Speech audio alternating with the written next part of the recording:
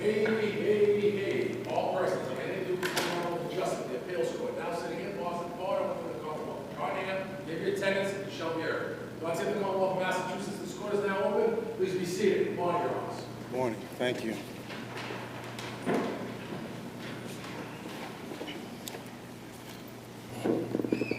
Good morning, all. Welcome to the Massachusetts Appeals Court.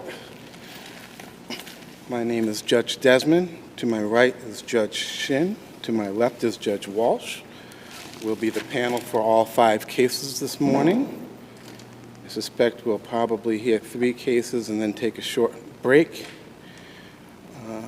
I see some familiar faces in here, so nice to see you all. As you know, it's 15 minutes per side. There's no rebuttal. We've read your materials, so you can probably get right to the heart of the arguments. However, your 15 minutes is yours to use as you see fit. So with that, we will call our first case, which is docket 24P0153, the Commonwealth versus Francisco Sorrentino. Mr. Demisi. May it please the court, my name is Desmond, and I represent the appellant Francisco Sorrentino. The issue before the court is whether the application of the first complaint doctrine in this case violated Mr. Sorrentino's right to due process and fair trial. From the outset, we concede the first complaint rule is an established precedent.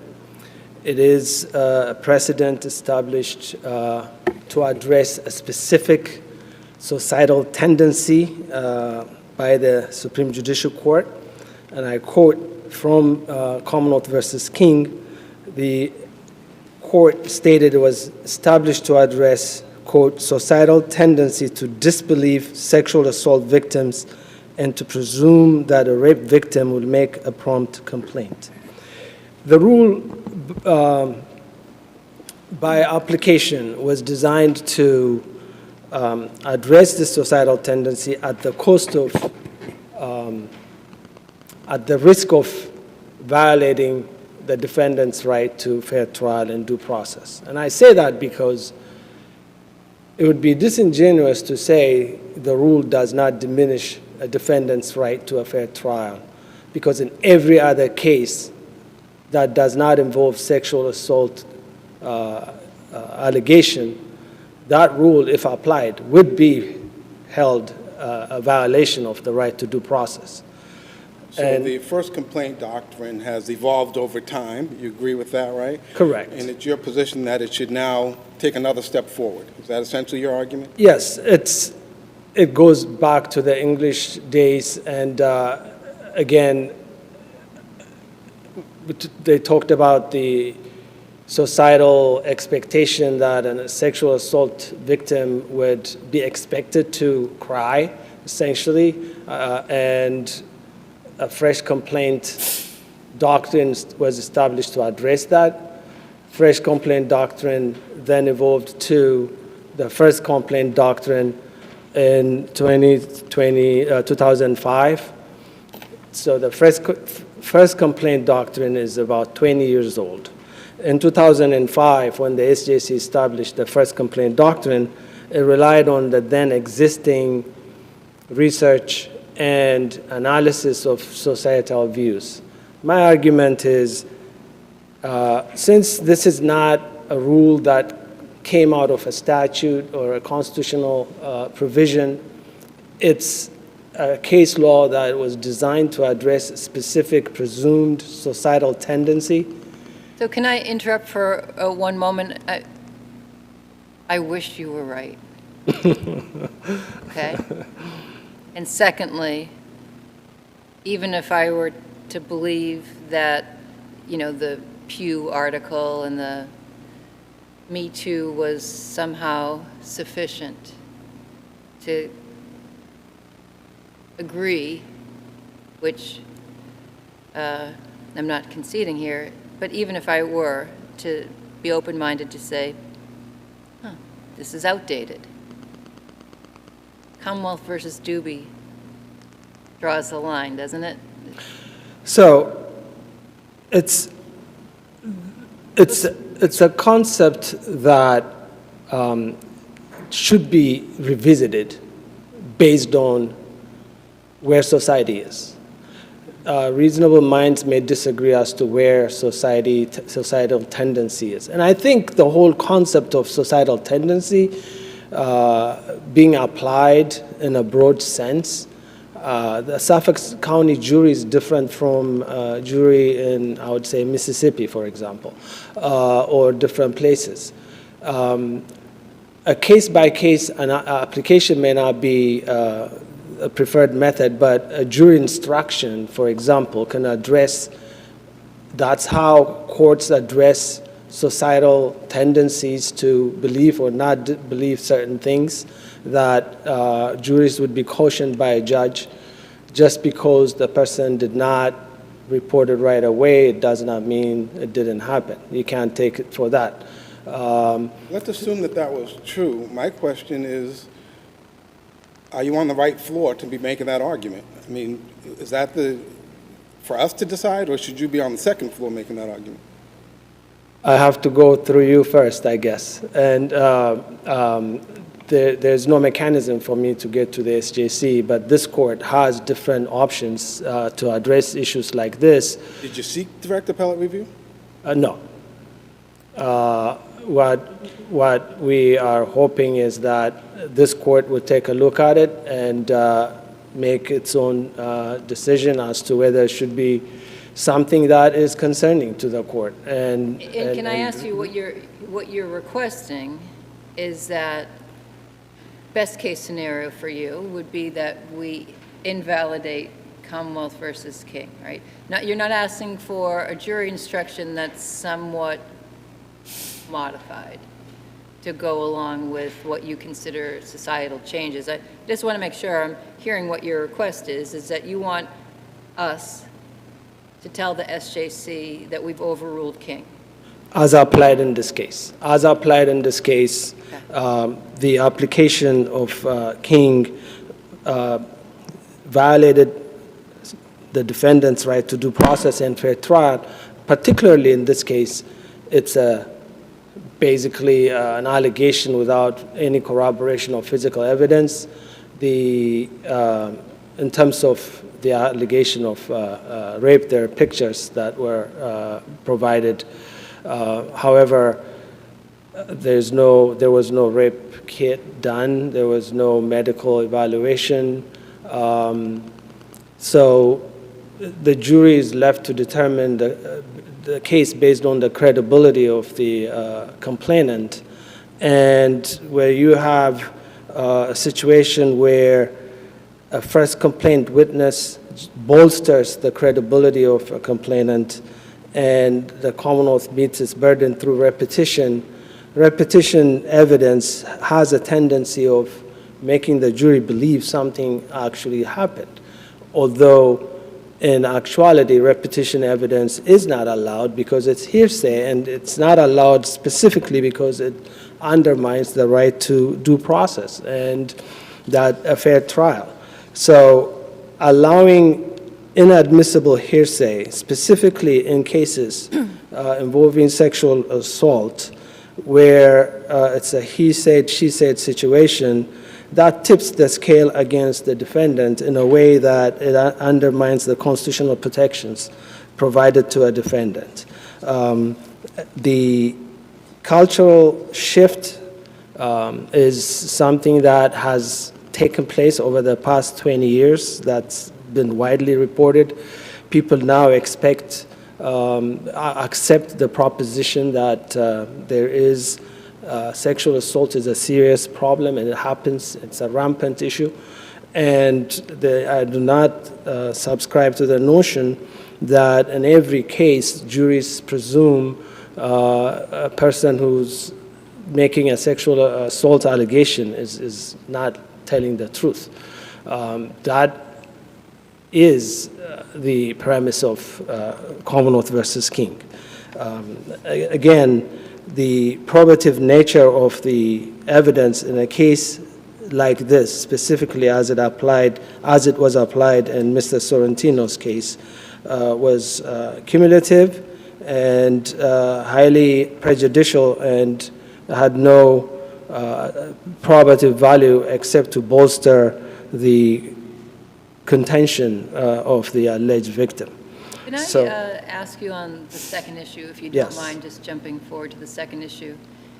It seemed to me, but perhaps I read it wrong, that your issue wasn't necessarily double jeopardy, but an evidentiary issue, that the evidence of what the defendant was alleged to have done with his hands shouldn't have come in because it should have been under the theory of issue preclusion or collateral estoppel. So, Evidentiary ruling, it was an abuse of discretion. Do I have that right, or is it something more finesse? so collateral estoppel is a component of double jeopardy under the Massachusetts Declaration of Rights. And what we're arguing is the introduction of an acquitted conduct. I understand the Commonwealth argument regarding that, but it's an acquitted conduct because the allegation of strangulation involved specific act of placing a hand on the victim's neck and applying pressure.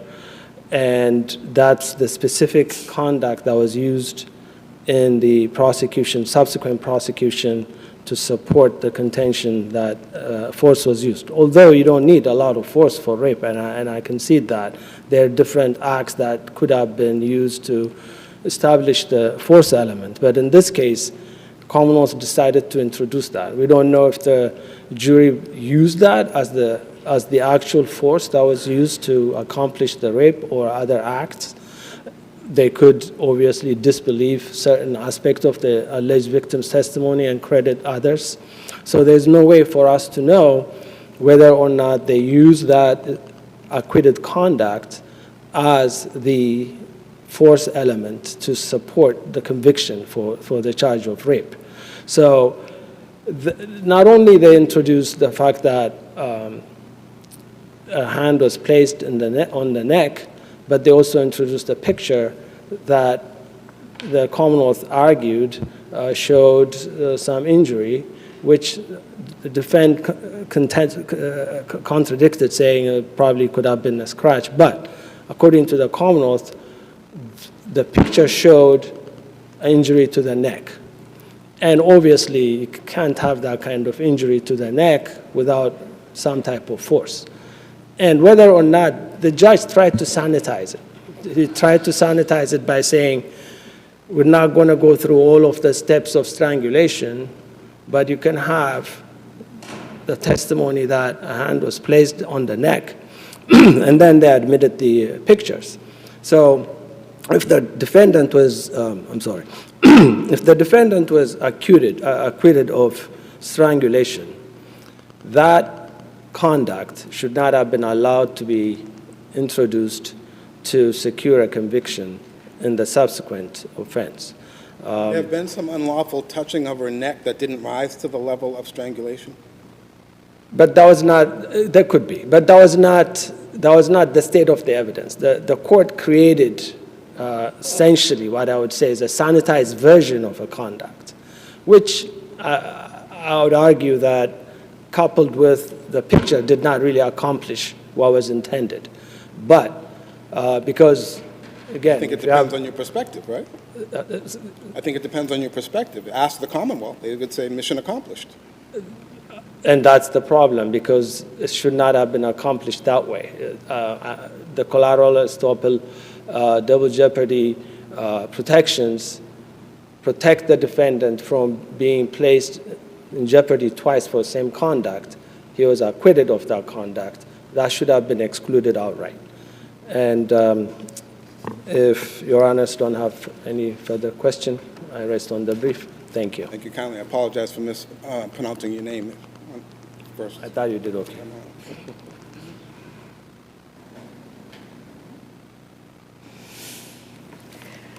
Our second hard name for you. Good morning. May it please the Court. Hallie White, Spate, Assistant District Attorney for Middlesex on behalf of the Commonwealth. I have only two things to say about the first complaint claim here. The first is I don't know what planet my brother lives on, but I would like to move there, because apparently it's a place where feminism has triumphed and victims are believed. And his own materials don't show that. And I just want to direct the court to the Louisiana Law Review article that he cites, which is incredibly depressing reading for a prosecutor, and says quite clearly, you know, we have been here before and nothing has changed. And second, I think the SJC, in setting out the first complaint doctrine, struck a really admirable balance between the interests of countering the societal tendency not to believe victims and allowing the defendant to get in evidence that sometimes is extremely useful to him, which was the case here.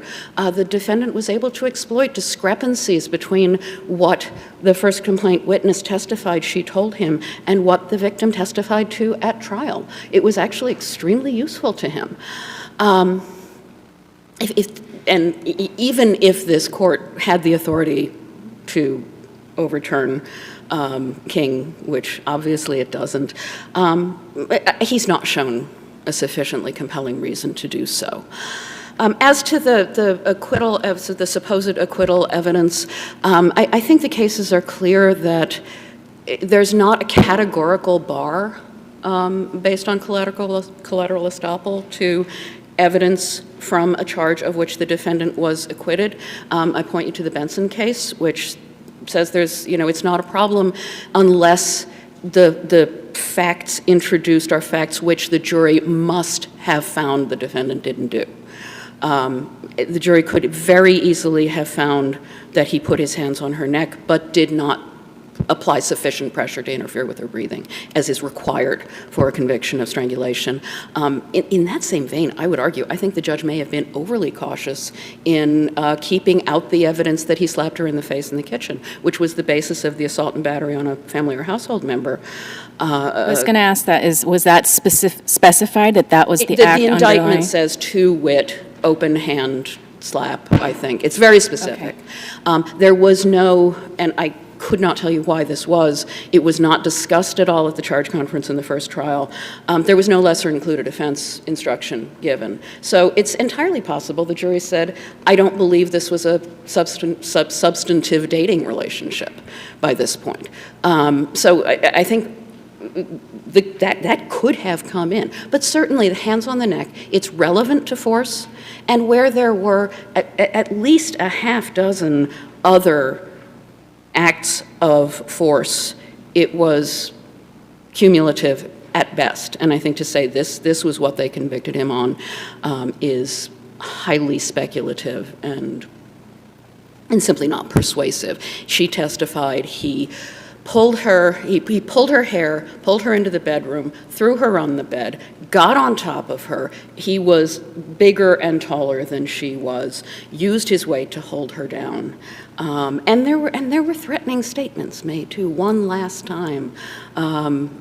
There's other, I was actually going to try to look it up in the transcript because for some reason it's not in my brief. There were threatening statements made too.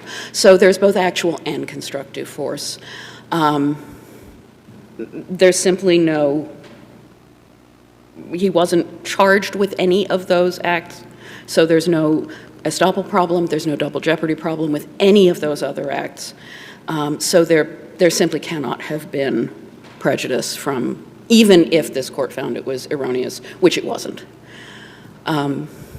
If the court has no further questions, I can rely on my brief and ask the court to affirm the judgment. Thank you. Thank you kindly. The matter stands submitted. Thank you both.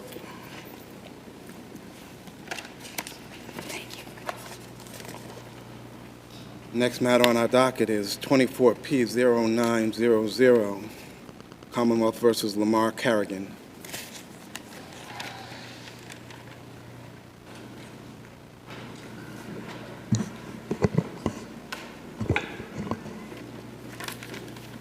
Dare I try, Attorney Nocum? That's correct, Your Honor. Okay. Good morning, and may it please the Court. My name is JACKLYN Nocum, and I represent the appellant, LAMARR CARRIGAN. I briefed 3 issues, and we'll start with the first and go in that order unless the Court wishes me to address any particular issues. Beginning with the first, which is whether or not there was sufficient evidence to establish the indictment for strangulation. Here, the Commonwealth conceded there was no direct evidence, certainly not from the complaining witness, who specifically said she had no trouble breathing and there was no interference with her normal breathing. Well, did she, well, she didn't say that standing alone, right? In one of the statements, she says to the defendant, "Stop, I can't breathe." She testified that when the incident was happening, that she did say those words, but that is not directly bolstered or related to her trial testimony. I suggest that when she testified as to what she said in the moment that it was happening, that she was motivated by fear, that it was not evidence of her ability to breathe normally, in fact, because her testimony at trial specifically states that her normal breathing was not interfered with. I understand.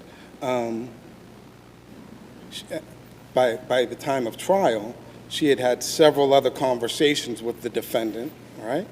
So wasn't the jury free to not believe that she couldn't breathe? Certainly, the jury was free to disregard, and that may be related to my follow-up to issues with respect to how they were instructed by the judge. But moving back to whether or not those statements alone would have been sufficient for strangulation, I suggest that they were not. Further, the ER doctor who treated her shortly after the incident specifically testified and said that he found no evidence of strangulation, and further testified that there was no interference with normal blood flow.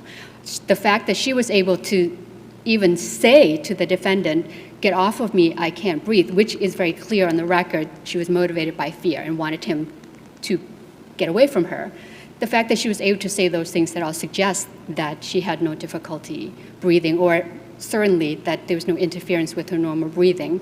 I think that, as the Commonwealth asserted in its brief, that strangulation should be given its normal meaning. If somebody is strangulated and had difficult breathing, could they speak at all? So I don't think that there's a reasonable inference that strangulation, or the elements of strangulation here, have been met. All that information was put before the jury, correct? Yes, it was, Your Honor. Moving along to, unless there are other questions with respect to strangulation, moving along to the next issue of the intimidation of a witness. Here again, the complaining witness unequivocally told the court that she was not intimidated, she was not moved to testify in accordance to what the court indicted Mr. Carrigan for. She said that she may have been annoyed, but she was not aggravated or intimidated. I understand that the Commonwealth's argument is that the end result is not probative of whether or not he was properly found guilty of intimidation of a witness. I suggest that the fact that she had agency and specifically told the court that her words should be given meaning. This is not without precedent. Subsumed within the instructions on intimidation of a witness. Can I ask you a question? It seems to me your analysis only works if we consider the victim's subjective belief afterwards. So in other words, if in the restraining order context, if a victim came to the court and said, "This individual put a gun to my head and said he was going to kill me, but I'm not afraid," could the judge find that it was reasonable objectively that the person was in imminent need of, or in imminent fear of a serious bodily harm and issue the restraining order? In other words, the victim wants a restraining order, but her subjective belief was, "I'm not so afraid of that." So here, it seems like your argument really only can work as if we ignore objectively reasonable intimidation and fear. My response to that is context. And the Commonwealth raised two cases in their brief as well, Perez and Gardner, which is that if there's evidence of domestic violence, pattern of abuse that existed in that relationship. In Your Honor's context, I would venture to estimate that perhaps that in a 209A or restraining order proceeding that there may be evidence of domestic violence. Here, no such evidence existed. As a matter of fact, the complaining witness testified that it was out of character for him to behave in the way that he did, and even quipped that she thought that somebody may have put something in his drink to trigger the conduct that ensued after their trip to, I believe, a casino before they came back to the house. So in that instance, I think that perhaps holistically, a court could interpret the plaintiff's statements to not have total value in assessing whether or not a 209A could be ordered. Whereas here, I think that agency should be provided to this particular individual who exerted herself. I'm certainly not unsympathetic to what she went through, but she was not somebody who suffered silently. She fought back. She was very forthcoming when she testified during trial that she was annoyed, despite the multiple efforts by the prosecutor to guide her to testimony that would have led, or what they wanted her to testify to, which was, I was intimidated. As I was trying to— Well, why doesn't this qualify as harassment? It does not qualify for harassment, as I think a point that I unfortunately did not brief very well or artfully. Harassment, as is defined under criminal harassment anyhow, requires that acts or conducts would have led a reasonable individual to feel substantial emotional distress. So here, we are tasked then with, do we reject the testimony and the end result of this conduct with somebody who was the recipient of such words She said of she conduct, was— or do disregard her and totally remove any agency for this particular She individual, testified she was aggravated by the repeated calls. but not substantial emotional distress for purposes of harassment, which is also defined and under supplementary instructions in the model jury instructions. I did not include this case, but in particular, but Fragata goes to that point, which is, would a reasonable person under the circumstances suffer substantial emotional distress? Which case are you referring to? Fragata, F-R-A-G-A-T-A, Your Honor. I unfortunately do not have the citation right in front of me.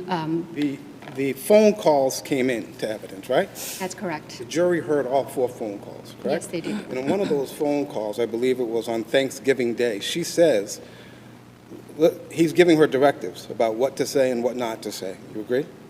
That's correct. Right. And she says, listen, I got it. You told me this today. You told me it yesterday. I'm getting tired. It was Thanksgiving. Can you stop calling me? I mean, it's aggravating. I mean, her words. The jury heard that, right? That's correct. There's no And dispute. so why doesn't that reach the level of harassing? Because she said that she was not intimidated. She was not moved The to jury testify. was free to reject her testimony if they thought that she was a victim of domestic violence, right? And was saying anything to put the defendant in a better light. I would push back against the notion that the jury were in the right place to infer that she was a victim of domestic violence. There was no evidence that there was a pattern of abuse that would have qualified this relationship where that piece of it existed.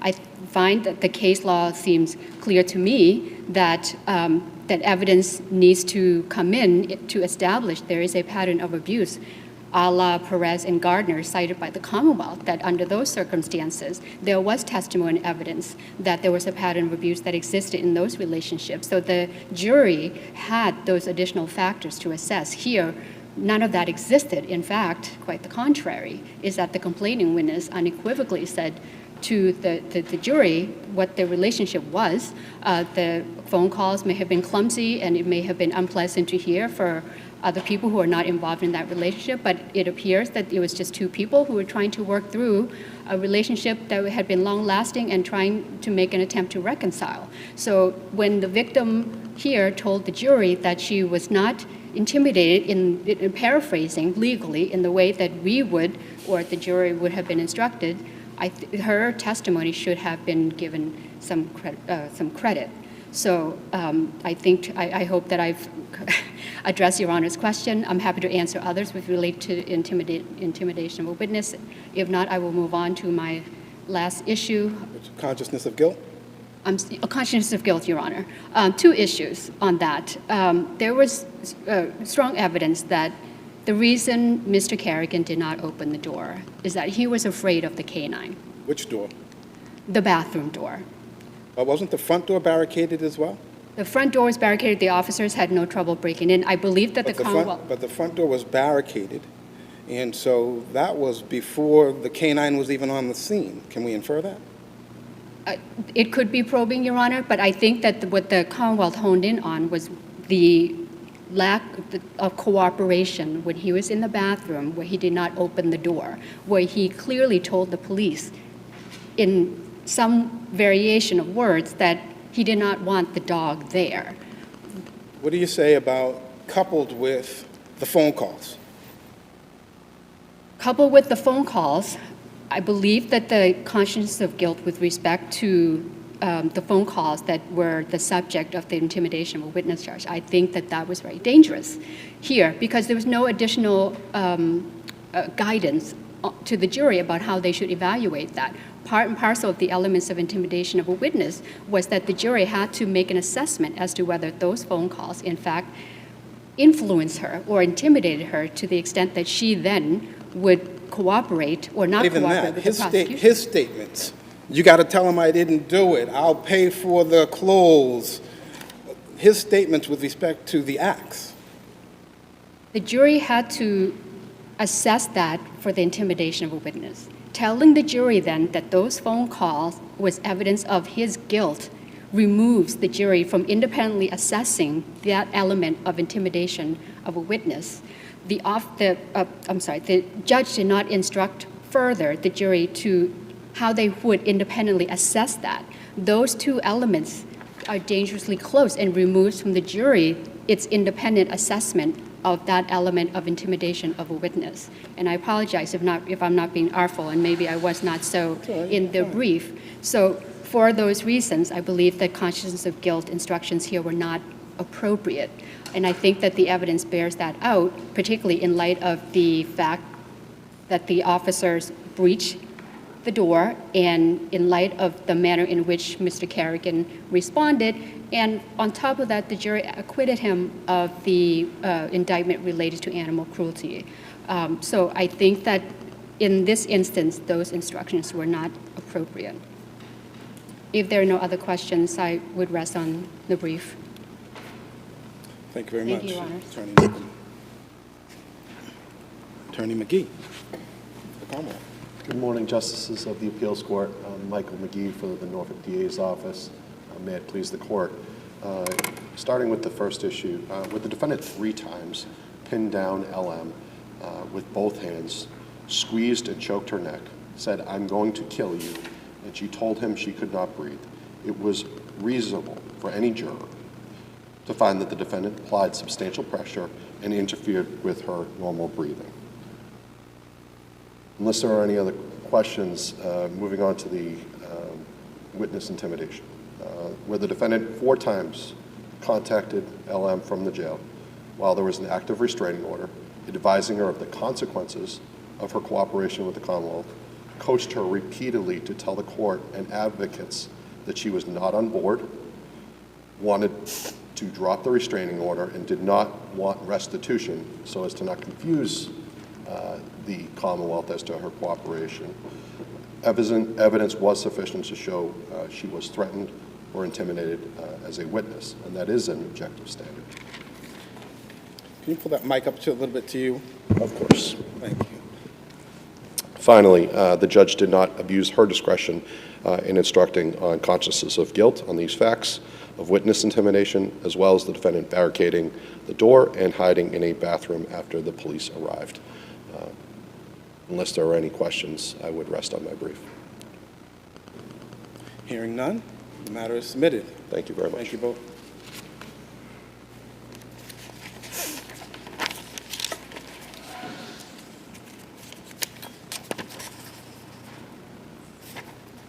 The next matter on our list is 24P1269.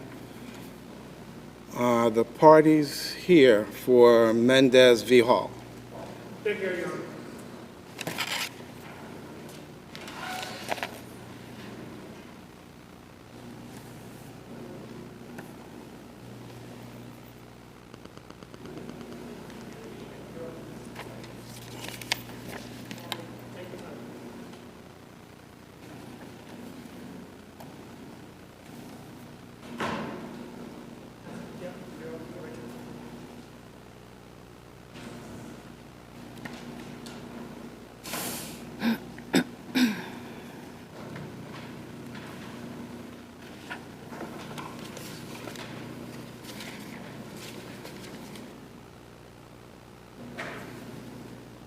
Give everybody a second to get situated.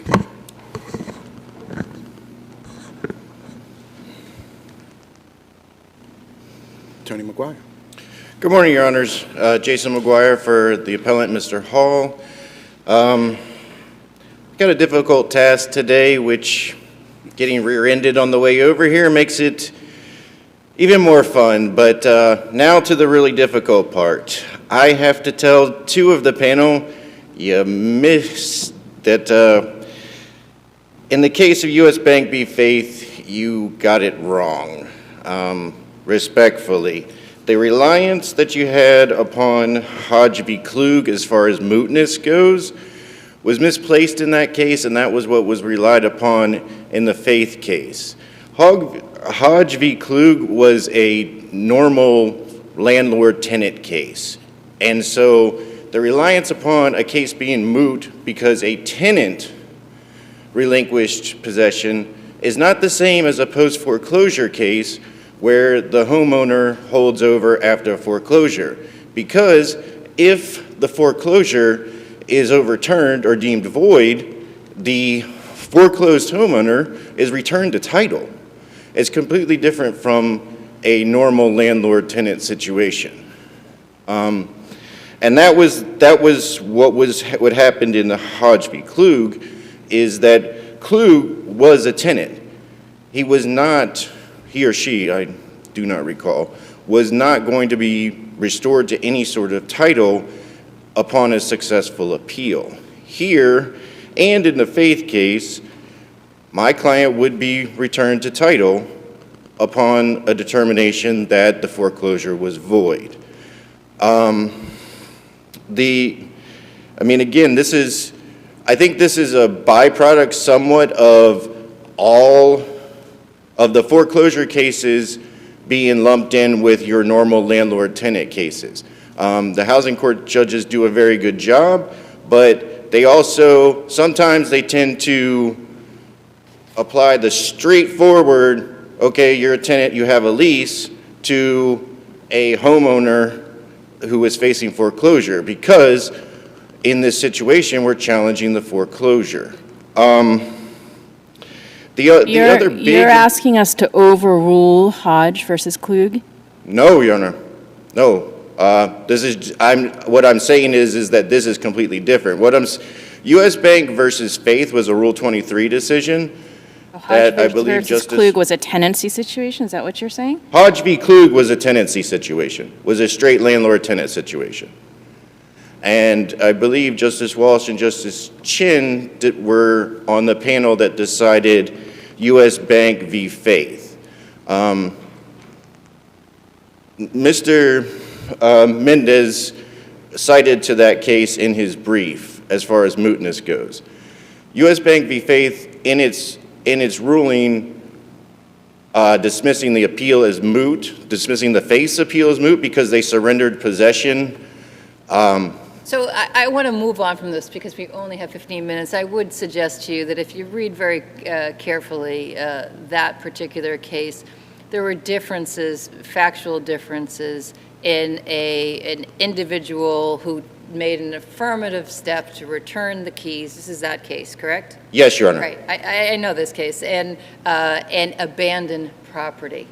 And so respectfully, I think we understand the difference between an affirmative defense or a counterclaim as you don't have right title versus possession. So assuming that this issue isn't moot, can you tell us why you think that we should apply Pinty, even though, if I pronounce it correctly, Marquin says perhaps otherwise, and then tell me what the issue is with the title that you claim breaks that chain of title? Yes, sure. So I believe that Pinty, so the Pinty decision was given forward-looking in the SJC's estimation that if it wasn't given forward-looking prospective effect, that it would mess up a lot of things that were in the works. But I don't believe that, given how the SJC has treated foreclosure cases, that they intended this to be a safe haven forever. At some point, the the mortgage companies, and I think it was the SJC's expectation, that the mortgage companies would correct the defective pre-Pinty notices. Here, we have a case where... You agree that Pinty is very clear that it's prospective only, right? Yes, Your Honor, I do. So what are we to do? Well, I think that that what happened in reality after Pinty wasn't what the SJC was outlining in their ruling. I believe that what Pinty was saying is, okay, we've got these foreclosures that are potentially in the works that are heading to an auction. We don't want to mess those up because of a defective notice. But that wasn't a safe haven forever. And it was also in respect to kind of shield the bona fide purchasers, right? Yes, Your Honor, it was. But again, it wasn't a forever you can rely on a pre-Pinty notice of default. It was, okay, take the measures to fix this. You know, Justice Cordy's concurring opinion about, you know, the carelessness of documenting title, you know, that's the kind of thing we're talking about here today. There was plenty of time. There was 3 years post-Pinty for MTGLQ to give my client a compliant notice of default. How do we accept your argument without contravening both Pinty and Branch? I'm sorry? How do we accept your argument without contravening both Pinty and Branch? Branch, the foreclosure occurred 13 months after Pinty. So I would say that that is well within... But, I mean, you're asking us to draw distinctions when the SJC has said quite clearly that this is prospective only. How are we to draw that distinction? We carve out an exception to the SJC's rule. I don't know how we can do that.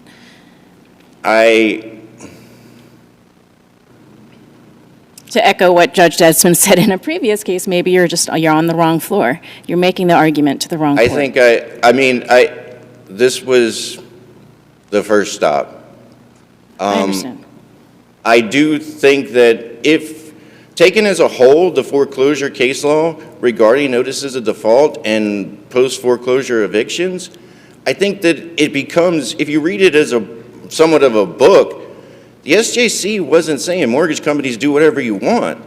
There was going to be a time where they said, no more. You can't say, oh, well, you're safe because you issued a pre-Pinty notice. At some point, I mean, if the foreclosure happened tomorrow with a pre-Pinty notice, is that what the SJC intended for their prospective effect? It seems to be what they said. I mean, if you're quarreling with their language, again, you came to the wrong shop.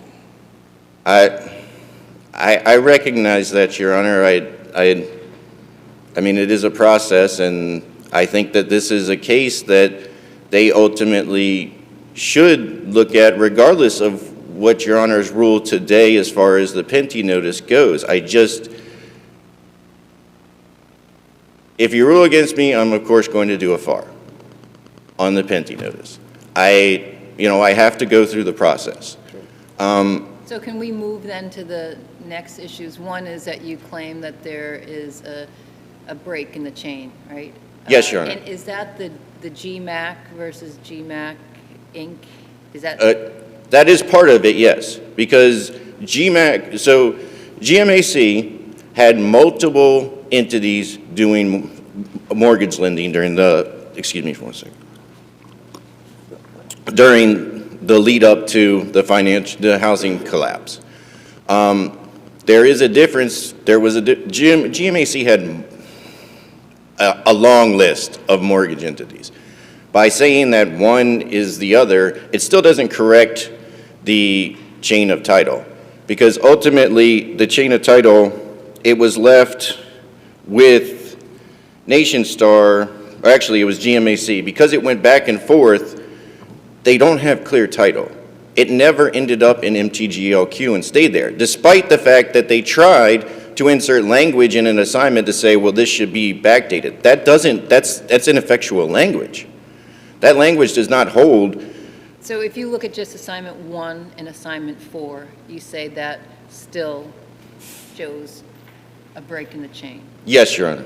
But because it goes MERS to Nation Star.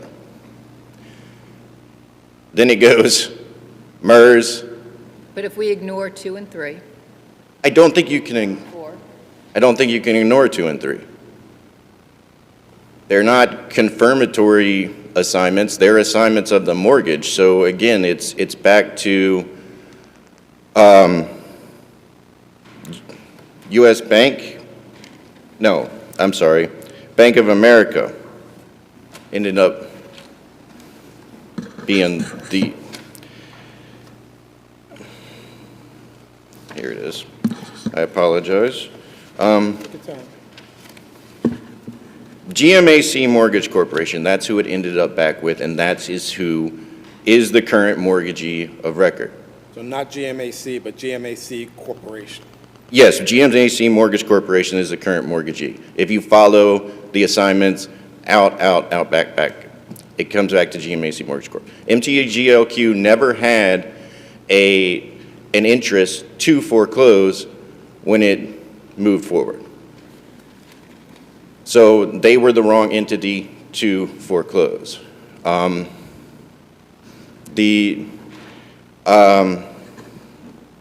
so again, it's a nullity.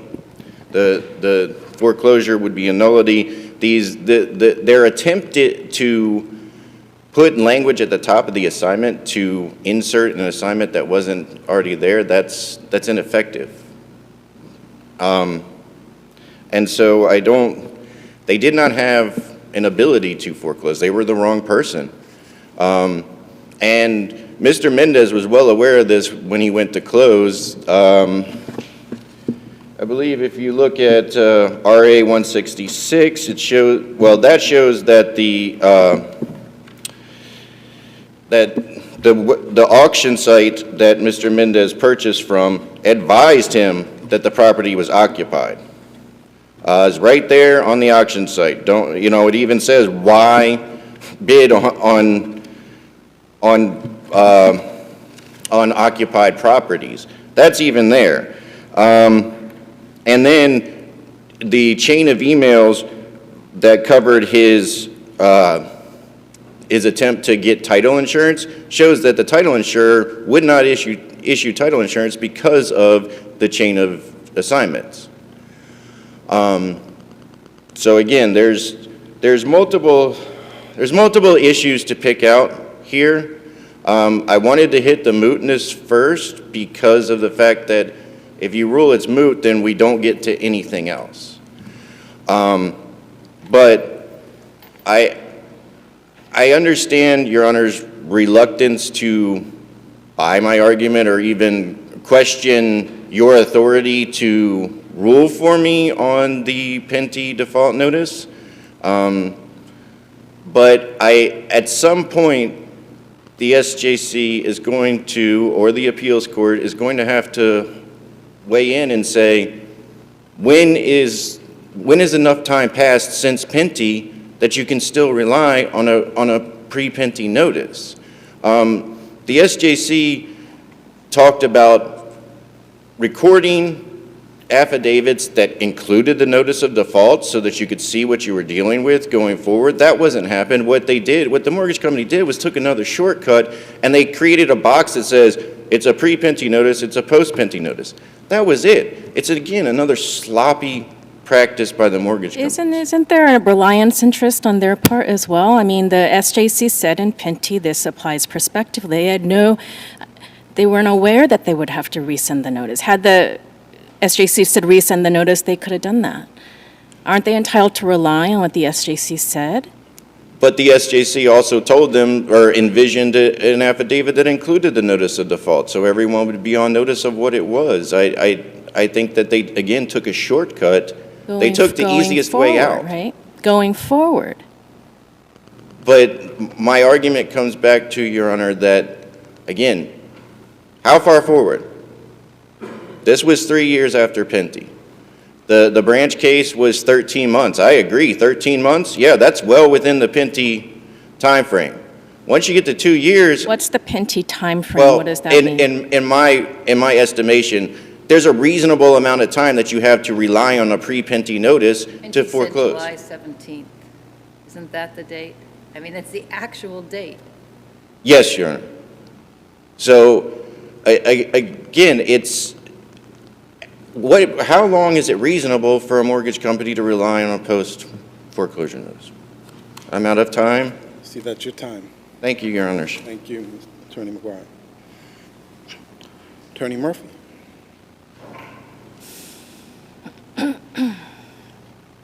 Maybe you want to pick up where Attorney McGuire left off. How long is a reasonable time? What's that, Your Honor? Maybe you'd like to pick up where Attorney McGuire left off. I can if you'd like me to. I'd like to go back to the mootness at some point in time. Sure, you But can begin. so whatever well, let me just start off formally. Good morning, Your Honors. May it please the Court, Sean Murphy on behalf of George Mendez, and for the record, I have Mr. Mendez here in the courtroom with me. It's really dealer's choice, Your Honor, if you'd like to hear me talk about Pinty or mootness. I leave it to you. Okay, I would like to actually talk about mootness first. Sorry. In Record Appendix 9, which is the docket, includes, it states in part, and this is the penultimate paragraph of that docket. It includes the single justice ruling. Single justice, in part, it says, the defendant vacated the premises and relinquished his right to possession. That language reflects the housing court decision on use and occupancy in July 2024, and neither that aspect of the housing court decision nor the ruling of the single justice was appealed and is not before this court. To give more context, after judgment entered, Hall presented an affidavit to the housing court with his use and occupancy opposition that he was going to vacate on March 1st, 2024. At the use and occupancy hearing in April, although stipulating to use and occupancy of the premises was $2,600, Hall's counsel represented that Hall had vacated. So I've looked into this issue quite a bit. Yes. It's interesting, I guess, for an appeals court judge to say that. But you didn't move to dismiss the appeal for lack of paying use and occupancy and arguing that he's gone. He was ordered to pay X amount of dollars and he didn't. It seems as if this came up on an appeal on the bond of $162,000-ish. And everyone just kind of ignored the use and occupancy, in part because he wasn't there any longer. And so the single justice acknowledged he wasn't there and found indigency and found that there was not a frivolous claim, but that's separate and apart from there was an order for use and occupancy, he didn't pay it, and right? No, there was, the housing court judge said that because he had vacated, she could not award use and occupancy. He relinquished his rights, that's where that language comes from. He relinquished his rights to possession. The use and occupancy wasn't it about $2,000 per month? It was $2,600, yes. Right, and so wasn't the initial, my understanding was the initial request for the bond, the mathematical equation was, hey, 58 or 59 months of not paying $2,000. Yeah. And then it was like, well, nobody pressed use and occupancy because he was moving out. But it was set, wasn't it? It was not set because I believe it was, and this is not cited in my brief just because but I think it's Agitee is the SJC case that talks about, because Mr. Hall in his affidavit of indigency, there's a catch-all C. There's a kind of there's one, I am indigent, this, that, and the other thing. It was a catch-all. Under Agitee, essentially, that person needs to come into court if that's questioned and answer questions. He refused to do that, so that's why there were two hearings on that. He did not show up at the second hearing. He didn't show up at the first one. He did not show up at the second one. In between that time, that's when my brother at bar represented a counsel. He vacated. So the judge said, well, if he's not there, I can't order or use an occupancy. And I said, then what are we appealing? And she said, that's a question for the appeals court. So I do think there's still a live issue. I think So the single justice order says because the defendant vacated, the plaintiff did not pursue his request for use and occupancy. that is incorrect. It does say that, yes, Yeah. but that is incorrect. So you're saying that the judge said, I can't order use and occupancy because he's now vacant? That is what she said at the hearing, yes. And was there a motion for reconsideration or anything of that nature? No, because, I mean, again, it only behooves me that if she's saying she doesn't have possession, then we're done. No, on the specific issue. So assume for a moment that this case is not moot, because there is a separate issue of possession and who holds superior title, correct? I think, no, I think the issue is possession. It's up to Mr. Mendez in a post foreclosure to establish superior title. Correct. But that is not, I think that is not none of the counterclaim was not for, and there was no counterclaim for declaratory judgment stating I am the owner from Mr. Hall. And I think that's the difference So here. there's a defense, affirmative defense of there's an issue with the chain of title. There's an issue Correct. here. With the ultimate result being that, if correct, Mr. Hall would still be holding title, right? Because it would be void if we were to accept all of the arguments of the irregularities, correct? I think read with, yes, but read with, it has to be read with, and again, there's no language about this whole foreclosure or anything like that. Mass General Law 239, Section 5E, the obligation to pay use and occupancy is separate from, there's no distinction that someone has to be a former owner and there's separate laws under that or anything like that. So, once he left, and it's in the record, even this record, that he gave up possession. But if it's his house, in other words, if ultimately, in a hypothetical, there were issues Yes. with the chain of title, issues with the notice, Yes, right?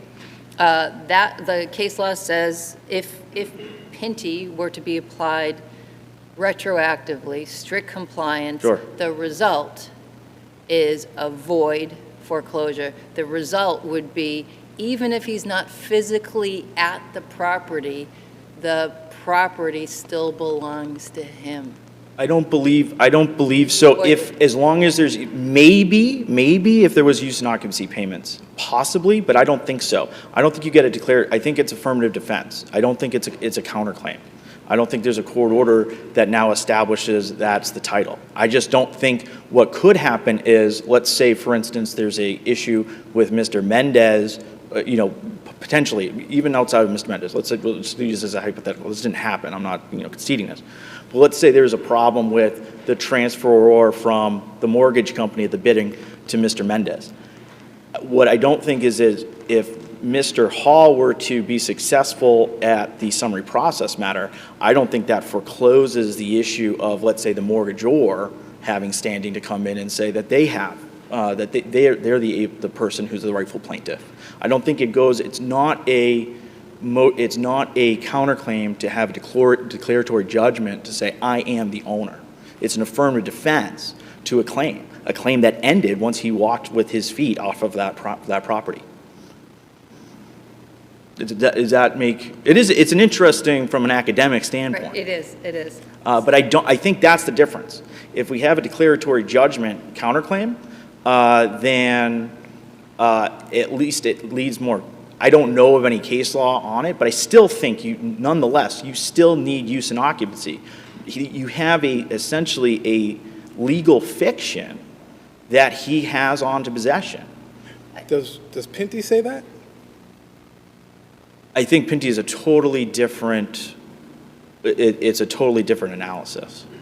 I think what Pinty... Doesn't Pinty have a long discussion about whether or not, if there was a faulty transfer, whether or not it's going to be void or voidable? Yes. If it's, again, I don't think... And they land on void. Under Pinty, yes, under those facts, yes. But I don't think that has anything to do, respectfully, I don't think that has anything to do with the argument for use and occupancy and possession. I think even in Pinty, the person was there. Whoever Pinty was, they're physically in the house. So even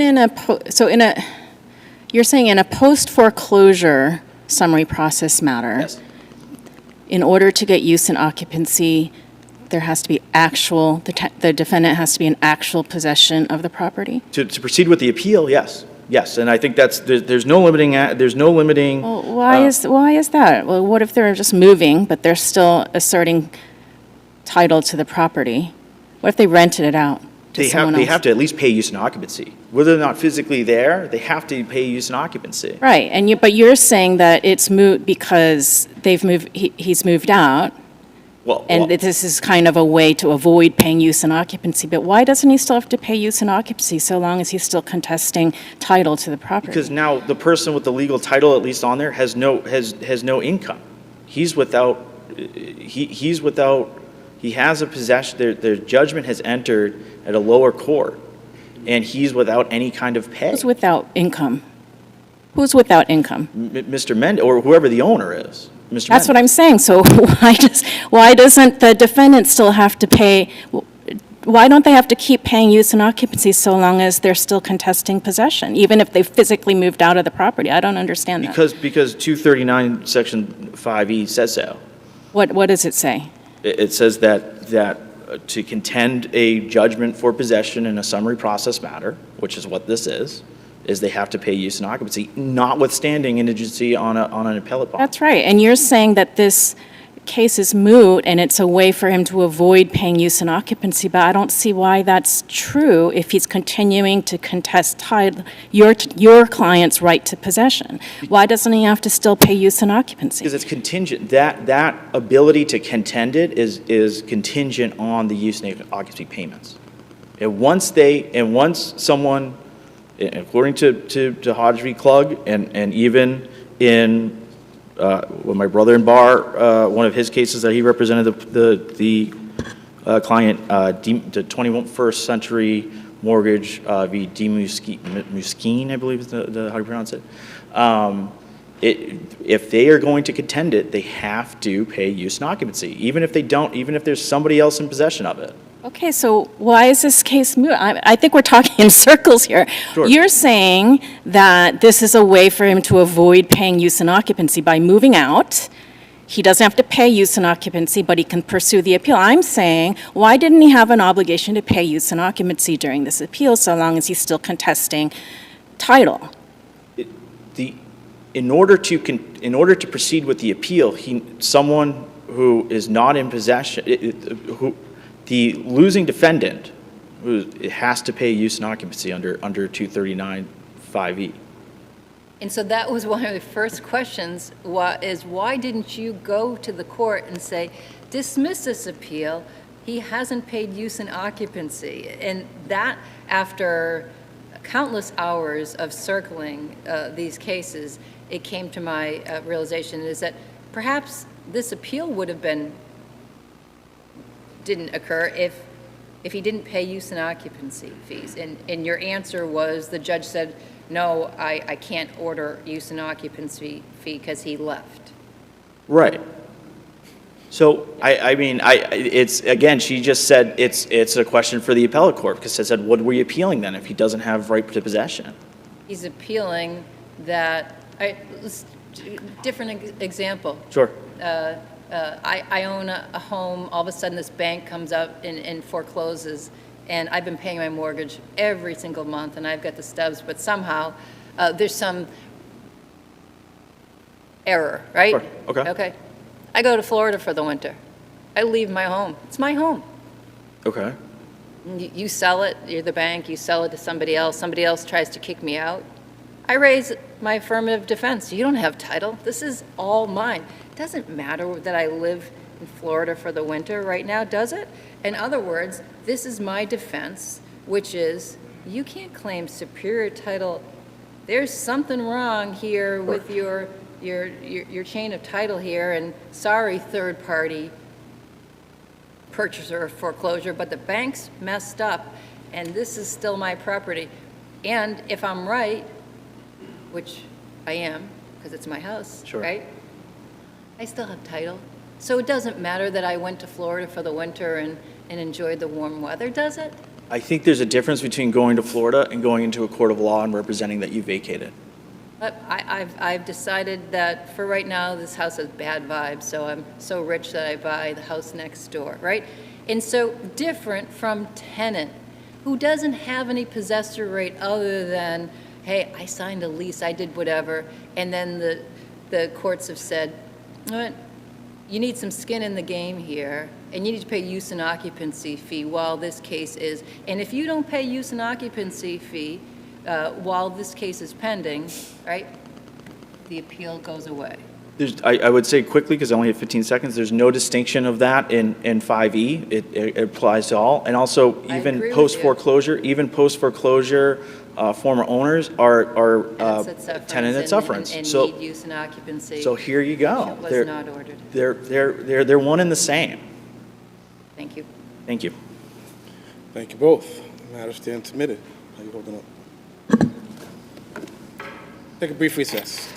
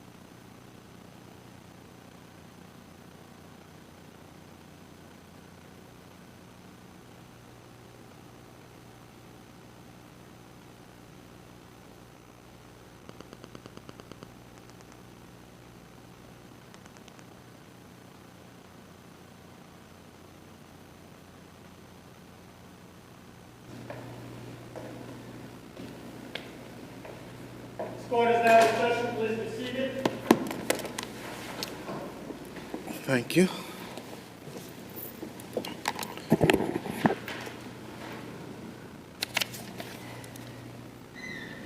The next matter on our docket is 24P1369, the Christian Church Logos of God versus Joseph Leon MOTTOLO, post number 4524. Attorney Campbell. Good morning, Justices. Tom Campbell for the MOTTOLO post. It's a VFW post located in Revere. It's undisputed in this case that the church could not have paid for the property without the loan from Eastern Bank. It's undisputed that the bank's lawyer stated in writing that we'll schedule the closing when you have the certificate of occupancy and we can start generating revenue. And the church has no evidence that it would have obtained the certificate of occupancy by that last applicable deadline of October 29th. So, just so I have a better or clearer picture in my mind's eye as to exactly how these events unfolded, it seems to me that the parties were fully cooperating with one another up until October the 2nd or so. Do you agree with that? No, I do not, Your Honor. The communications between the church's attorney, David O'Neill, and the Post's attorney, Corey Rhodes, in September, August and September, were in relation to Rhodes's law firm being retained by the church to obtain the permitting and zoning permissions that were needed to close the transaction. He was wearing two hats, closing lawyer for the Post and permitting lawyer for the church. And doesn't that speak to the relative cooperative engagement that was going on here to get this deal accomplished? Wasn't that doesn't that precisely speak to the relationships between the parties in making that choice? The various communications that went out between the church's attorney, the Post's permitting attorney, and the city are multifarious. And the case law doesn't provide a hard and fast rule, the McCarthy versus Tobin line of cases. That's a question of fact for a fact finder, Your Honor. That's my response to your question. And I can say that it's not disputed that no agent for the Post ever signed the request for an extension. One of the reasons why we're here today is that the Superior Court said that the email between counsel on August 11th, when they talked about moving it out to another date, is itself evidence of an extension. It's itself an extension. He does say that, and it seemed to me in the contract it says that the extensions can be made by way of email. So it seems like that was provided for, and he does say, if you look at the conduct post the email, that also seems to support that folks were under the same belief that we were going to October the 29th. So I guess I wonder why there was this, what seemed to me to be a very distinct shift in the conversation, or the tone of the conversation, come early October. So we say October 29th, what day should we push it out to?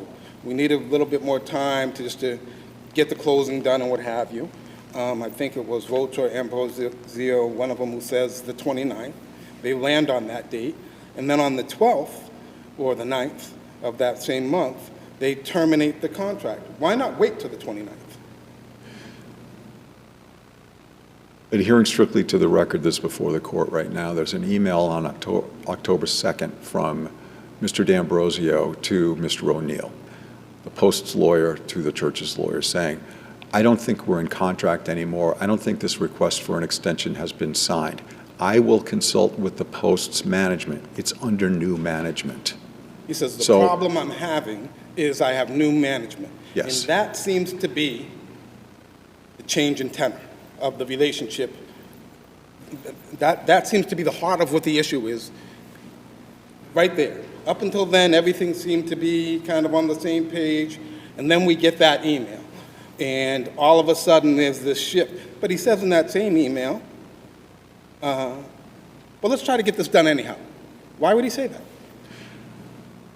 The issue here is not that there were communications and actions by the Post's agent or the church's agent that indicated that there was an effort to try to consummate the transaction, because there's a lot of case law in which there were discussions about extending a closing. There were discussions about financing issues and so on and so forth. At the same time, there were discussions between the parties about having a lease back, changing the transaction, changing the price lowering the price. Again, changing the contract, the purchase and sale agreement. The point is that this is a question of fact for a fact finder. All these different factors, the Superior Court relied on three primary factors when it decided that the extension had been effectuated to October 29th. The question of the email itself, which the email is not saying, I'll give you an extension, because later that same day, the church's lawyer sent a letter which said, quote, request is made for an extension, and which had required a counter signature by its own terms of the Post's agent, the lawyer. That was never signed. There were, and so the Superior Court made a finding of fact on that issue that was erroneous. Next, the Superior Court said, and another factor here is that previous extensions had not been signed. But in fact, they were signed. Even if they were wrong about that, and I'm not sure, but even if they were, that seems to be the third reasoning he used to find that it wasn't sufficient. I think Judge Wilson cited three things. Yes. The third one was there had been previous extensions without signatory. When the question about the conduct of the parties, I'll return back to what I said before, which is that it's really a question of fact for a fact finder. It's not for a judge on a summary judgment record to make a determination.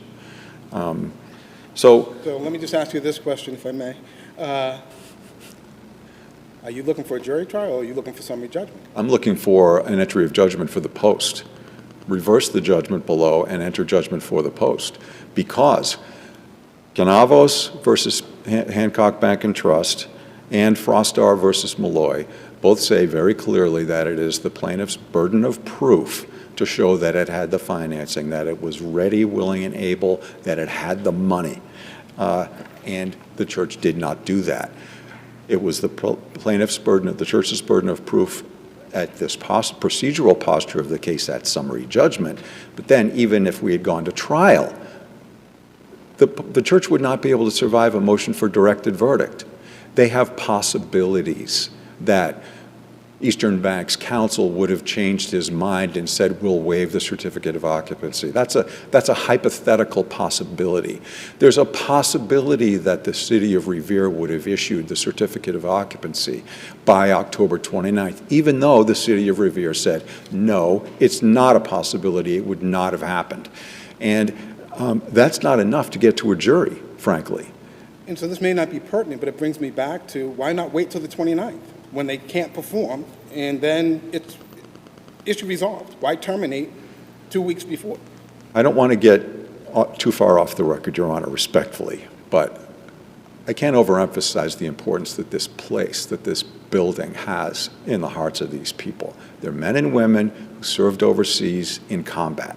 There are Marine Corps veterans of the Korean War who are members of that post, and there are people who have just gotten back from overseas.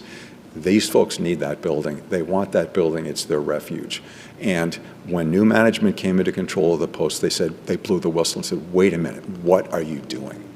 That's the story behind the record. That's what would come out at trial. So excuse me for doing that. That's all right. There is no evidence on the church's side of the ledger here that they could have obtained the certificate of occupancy. And I want to just point also to the commitment letter. The bank's commitment letter is cited by the church and by the trial judge as saying, well, the commitment letter didn't require a certificate of occupancy, but the commitment letter did require that there be a 1.25 ratio return on income generated by that property in order to service the loan. That was a condition of the commitment letter. And if the property could not be occupied by the church and thereby generate income for the church, as referenced by Mr. Hewitt, the bank's attorney, then the church would not have been in compliance with the commitment letter. Aren't there a couple of cases out there that say if they represent that they're ready, willing, and able, then that's sufficient? I think it's, hold on a second. I would say that no matter what, the church has to provide admissible evidence, and there was a case on that, Pierce versus Clark, which is cited in my brief. In that case, that case mentions that admissible evidence, such as bank statements, have to be provided. There's Frostar and Canavo say that the burden is on the plaintiff to prove it at trial and at the motion for summary judgment stage. That wasn't done here, and in fact, Judge Wilson was satisfied.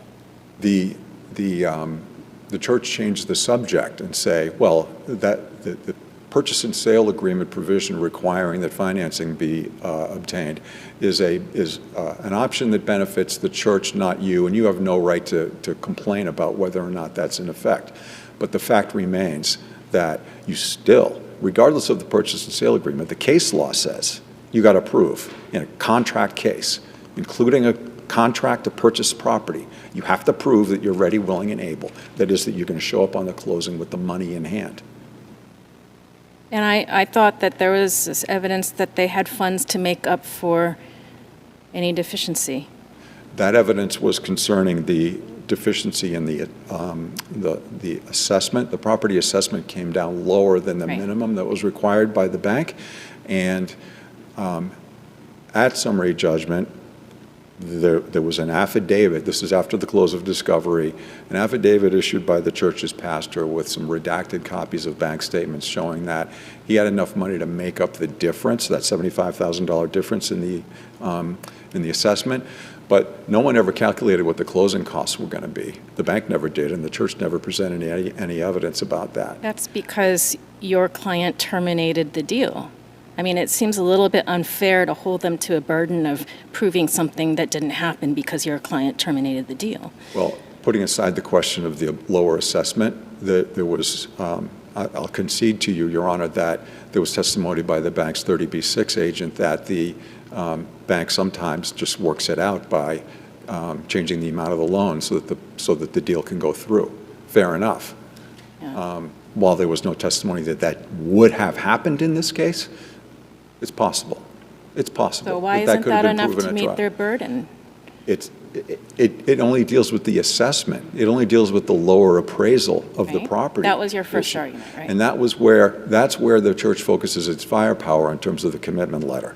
But the commitment letter requires that the property be income generating, and the banks, right out of the attorney's own mouth, you have to have a certificate of occupancy before I'm going to schedule the closing on this. Out of whose mouth? Tony Hewitt, also known as George Hewitt. His real name was George. He was known as Tony Hewitt. He was outside counsel to the bank. And the bank's 30B6 agent said, we follow the advice of counsel. That 30B6 designee was not even employed at the time all of this happened, right? The 30B6 designee for the bank? Yeah. I want to turn your attention, Your Honor, back to an email from George, a.k.a. Tony Hewitt, dated October 1 to David O'Neill and Jerry D'Ambrosio. Quote, where are you looking? This is the Record Appendix, Volume 2, page 301. It's quoted by both briefs. It's referenced repeatedly by both briefs. Quote, thanks for the update. I understood that upon receipt of the plans, the city would issue a certificate of occupancy, which would allow your client to conduct services and thereby generate revenue. Please send the certificate of occupancy and we'll schedule the closing. I think that the Post has provided substantial proof that the closing could not have happened. In contrast, the church has provided nothing other than hypotheticals and speculation and possibilities. What you just quoted doesn't say that the certificate was required to close. It just says we'll schedule it once we get it. Right? I mean, there's a certain unfairness here where the deal is terminated early, and then you're putting the burden on the other party to prove things that would have happened had you not terminated the deal early, right? The Frostar line of cases, in fact, Frostar was one itself where the allegation was that the seller thwarted the transaction so that it couldn't go through. Nevertheless, this court said, regardless of whether or not the transaction was intentionally thwarted or improperly thwarted, the buyer still must provide proof by a preponderance that it had the money to close. We got it. Thank you, Your Honors. I'll rest on my brief. Thank you.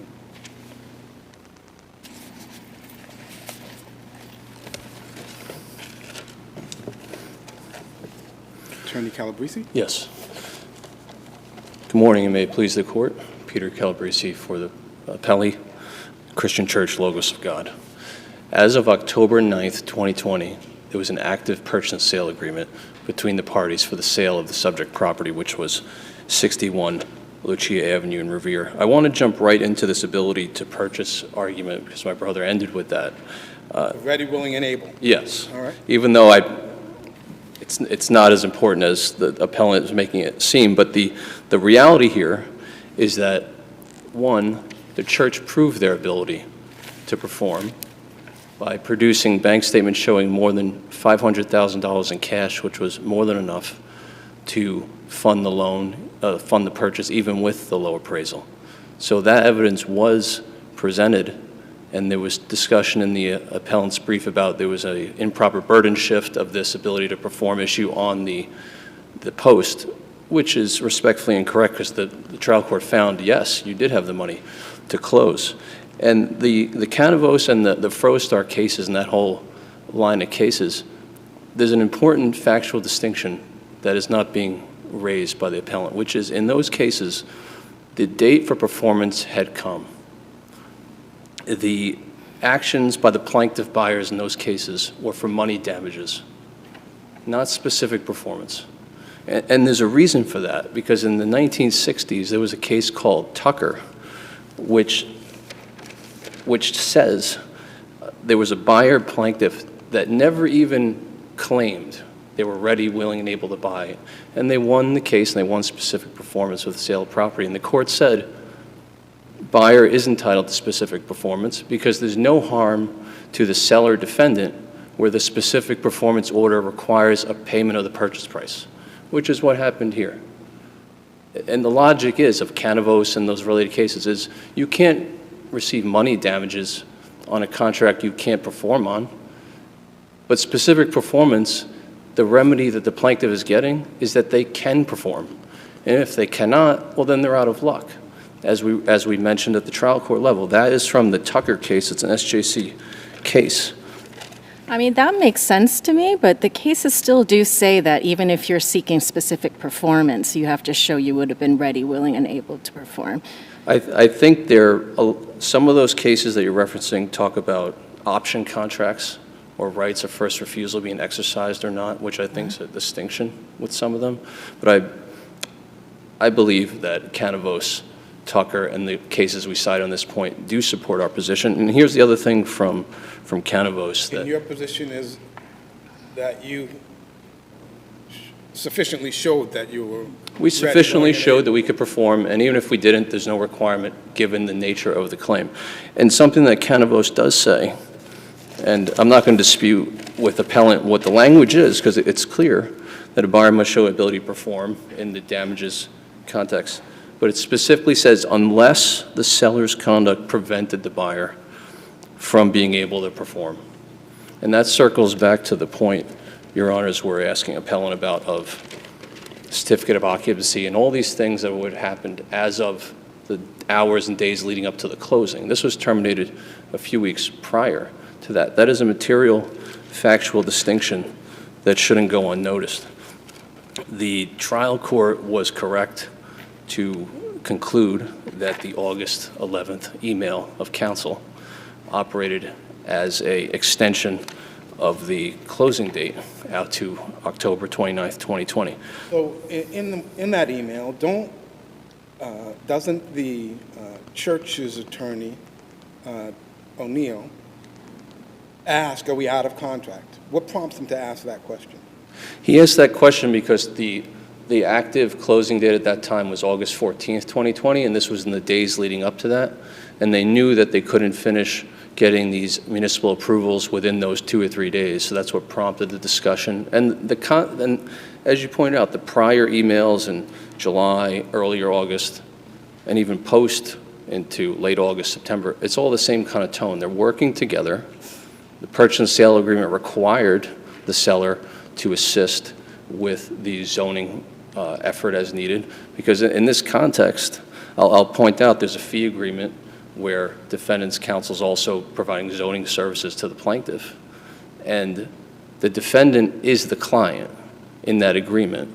The church is paying for those costs because the entire purpose of the zoning work is to allow a church use of the property post-acquisition by the church. That was the entire point. So there'll be no reason to do zoning work to get a church approval if there wasn't a sale that was going to be intended to the plaintiffs. And I want to point out before I go any further, what controls here is the objective intent and outward manifestations of the parties. And those outward manifestations by both parties were that they were actively in the process of selling this property to the plaintiff. We do not believe it can be seen any other way when you look at those emails. What's your best case for that? That language I just mentioned is the Polaroid case that we cite, but it goes along with that Church of God case. In that Church of God case that is referenced by both parties, the SJC actually says the zoning work being done in that case was evidence that there was an active sale. We actually have the same thing here. The zoning work being done for the sole purpose of the church using that property. I do want to get to some of the emails, but there was a reference about this leaseback issue, which is interesting because we raised this in our complaint. It's paragraph 56 of the complaint. And what this said was that on September 30th, 2020, so this was a few days before they canceled, September 30th, 2020, the Post is asking the church, hey, can we lease some of the property from you after we close? And that was admitted in the answer to the complaint. And in the complaint, we had attachments. Attachment 15 to the complaint is this email chain with the actual draft lease. And it wasn't a lease for the church to be a lessee. The church is the name lessor on the lease. And the lease says, and it wasn't signed, by the way, but the lease says the term will be 24 months to commence upon the closing. And the VFW defendants were going to be the lessees. Both parties agree that that document exists, and it's there in the record.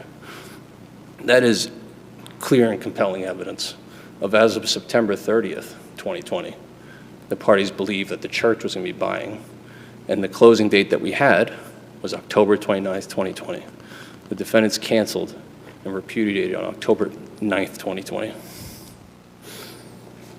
The continued dealings, and as your honors pointed out, the judgment of the trial court specifically said that I find in the church's favor because A, the email of August 11th was an extension, but separate and apart from that, the conduct of the parties in furtherance of the sale, so the church is also an independent basis for finding there was an extension. And we have the email records that are agreed to by both parties. And just to note, in the church's summary judgment motion, there were 78 statements of material fact and the defendants admitted 76 of them. So there's very little in dispute here.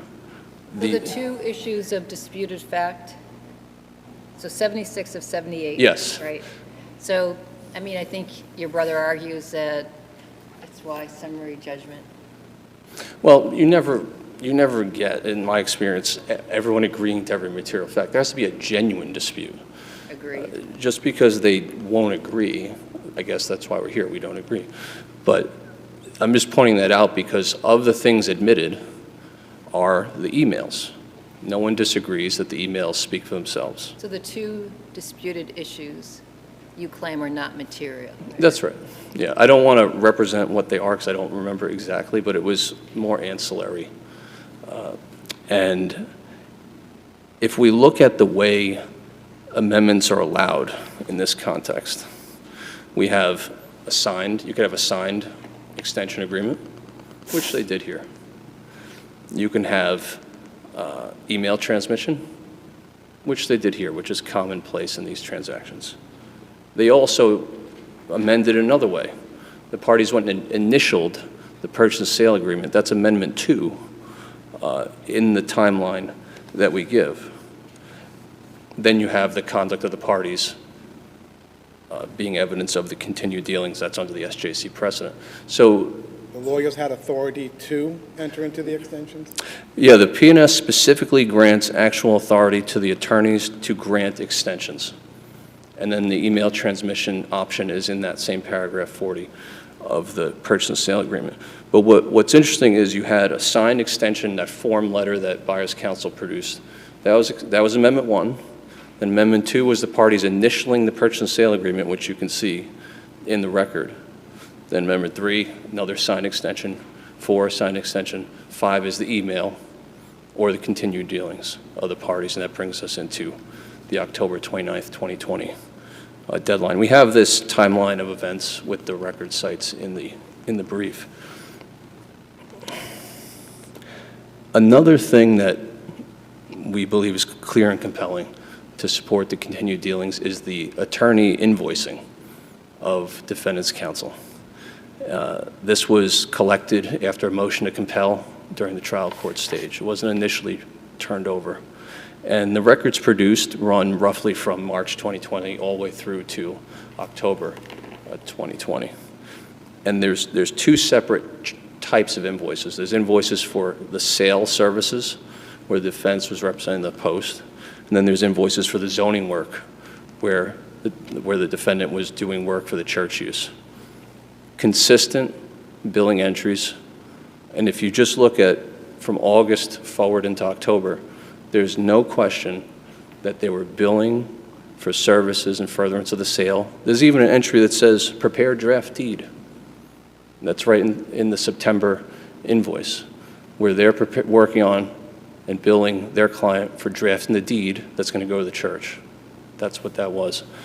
And at the same time, you have the zoning work, active and consistent work. Attorney Rhodes was the attorney at the time working on that for defense counsel. And you may recall the September 4th, 2020 email where defendant's counsel office writes the city of Revere and says, our clients are in the process of selling their property to the church. We're reaching out to see if there's anything needed as far as municipal approvals. And then we get the conditional municipal approval in the morning, October 2nd, 2020. And if you just look at that email, it was October 2nd, 2020, I believe it was 10:15 a.m. Defendant's counsel's office sends the conditional approval to buyer's counsel and says, good news, we have the conditional approval, I'm going to expedite the inspections. And they went and did that, apparently. But then, hours later, as Your Honor noticed, there's a shift. And it goes, I'm having a problem with new management. And that's where it all cascades down from there. That's what this is. There's no question that these parties actively worked in furtherance of sale from March 2020 all the way to October 2nd, 2020. The email with respect to expediting the inspections, who was that from? That was from Mr. D'Ambrosio, the owner of defendant's counsel law firm. And do we have any sense as to how he was going to expedite the That's where it ended. That's where the effort in furtherance of the sale ended, was that last email on October 2nd, 2020, in the morning, because this shift happens during the same day, which is interesting. So morning, everything's fine. Afternoon, it's not. That's what we have here. How do you respond to the argument that your client wouldn't have been able to close because they couldn't have obtained a certificate of occupancy? The response is it wasn't a requirement of the loan commitment. If you look at the loan commitment, it's a loan for owner occupancy, owner-occupied use of the property. They weren't going to rent it to anyone. They were going to hold their church services there. But they say that the 30B6 designee testified that a certificate of occupancy is generally required to close. There was the 30B6 deposition designee for Eastern Bank said that they were actively working towards closing the loan and that they would want a certificate of occupancy, but it wasn't clear when. And if you look at some of the emails with buyer's counsel and defense counsel, they talk about, oh, maybe certificate of occupancy can be produced post-closing. That was a discussion that was being had. It wasn't a condition of the loan commitment. And if you look at the loan commitment, it says that if any of the conditions of the loan commitment aren't met, the bank has the option to proceed or not proceed. Language to that effect. It's not that it's void immediately. Right, and then you have the 30B6 designee saying normally we would require that certificate to close, and you're saying that's not enough to show that your client wouldn't have been able to close the deal. It's not enough because they didn't let the date for performance play out. We never got an official position, official requirement like that from the bank. The 30B6 designee for Eastern Bank actually said that they rarely, if ever, even speak to the local counsel that's handling the closing, because they're the ones that are handling the actual transaction piece. But we didn't get to that in this case. Even the rate lock in this case, with these commercial loans, the rate lock says it's affixed 3 days prior to the closing. We didn't even get there with the premature termination. I'm running short on time here, but I do want to point out that... Oh, in fact, you're out of time. Okay. Thank you. I think we'll have to leave it. Okay, thank you. Matter stand submitted. Thank you.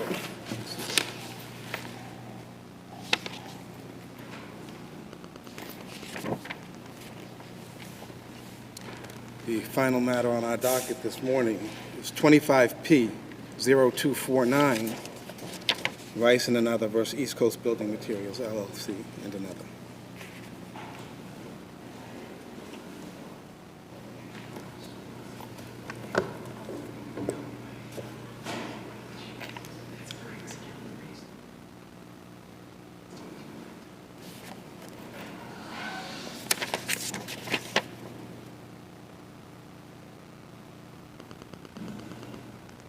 Attorney McDonough? May I proceed, Your Honor? You may. Good morning. May it please the Court.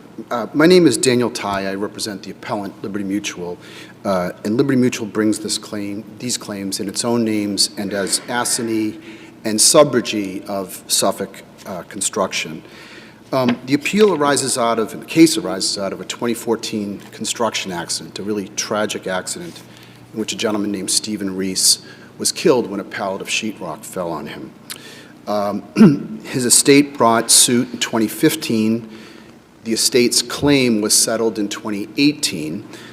Suffolk Construction was one of the settling parties. That's for $12 million? Excuse me, Your Honor? Was that for $12 million? What was the figure? Yes, $12 million, Your Honor. Suffolk Construction was one of the settling parties. Liberty Mutual funded Suffolk's obligations, and the appellees, Mansour Construction and its carrier, Travelers, did not participate in the settlement. So that finalized in 2018, and that kicked off the odyssey that brings us here today. Now, there are an awful lot of issues in the case, but I want to try to begin with just trying to put this in context by discussing a little bit of the construction accident that killed Mr. Reis. So I think we're familiar with the facts, okay? This is where the pallet of sheetrock fell on, unfortunately, Mr. Reis, or Rice, I forget. That's correct, Your Honor. Yeah.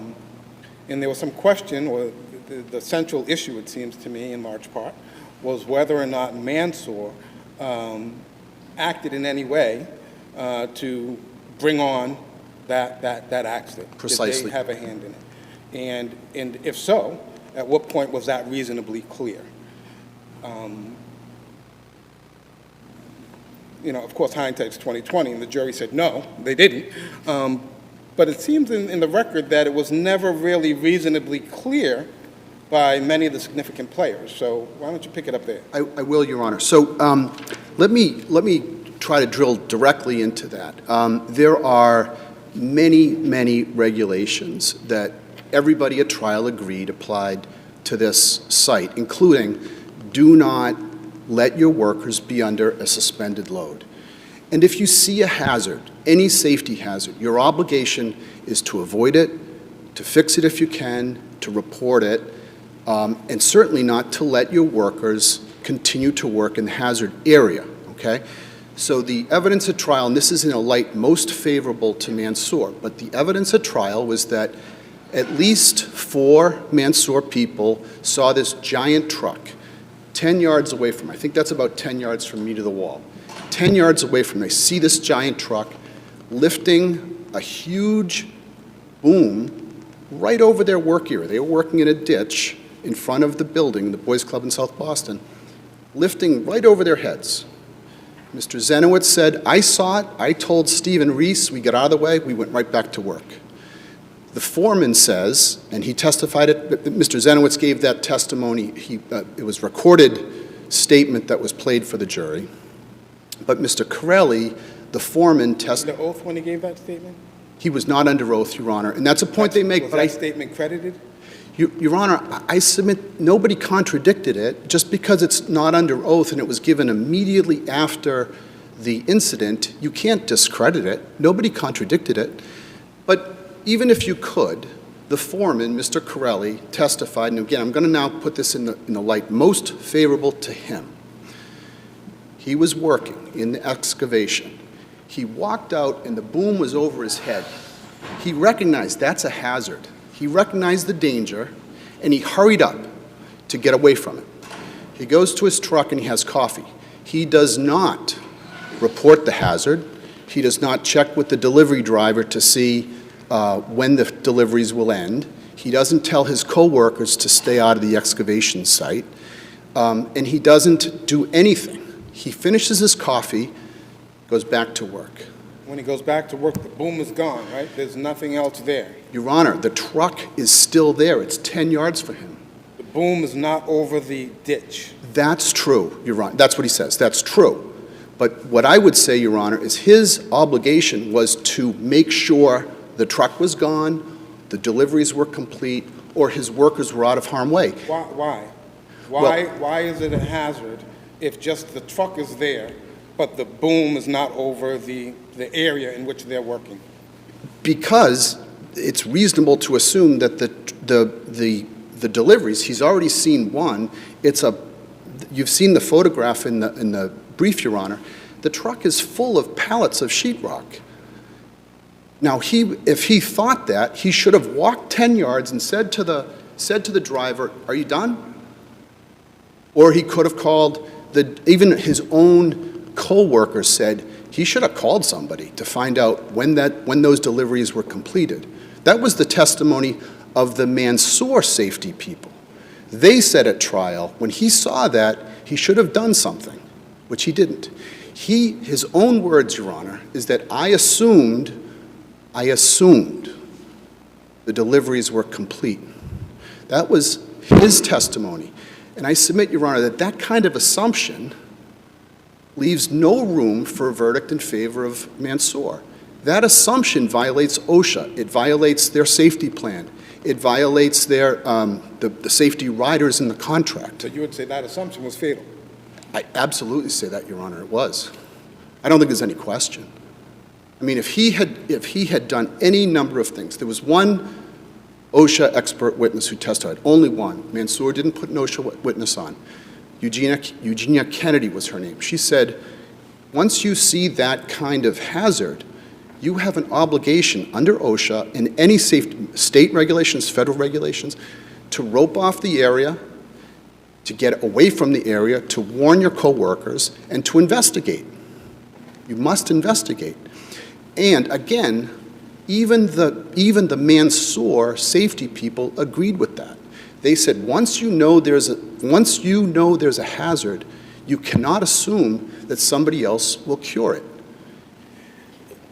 The issue of knowledge of the hazard, isn't that kind of the linchpin? Don't the witnesses suggest that they weren't aware that there was a hazard? Well, I don't even want to suggest. Don't they testify that they their weren't argument aware is really there a was temporal one, Your Honor. They admit, and I think Mansour has to concede, that they knew there was a hazard when they see the delivery. They all understood. That is not good. But the question was, does that knowledge somehow dissipate? Does your obligation to fix a hazard go away because you took a coffee break? Or because you thought the hazard removed itself?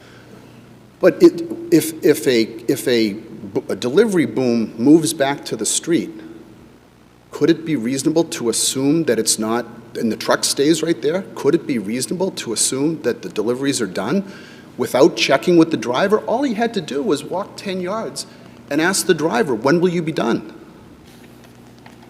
When you make these arguments, it seems to me that you're considering all the would've, could've, should've. Isn't the focus and the lens should be the obligation to believe that there's a...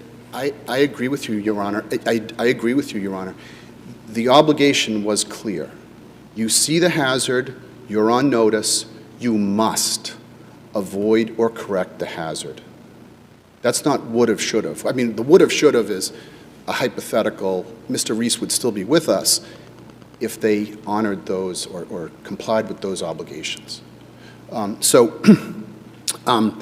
Honor, I could go on a little bit more about this, but I just assume try to get to some of the other issues. But your point's well taken. I just want to stress this.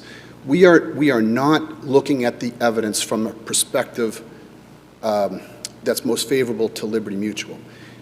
Mr. Corelli himself said, I saw the hazard, and I thought it went away.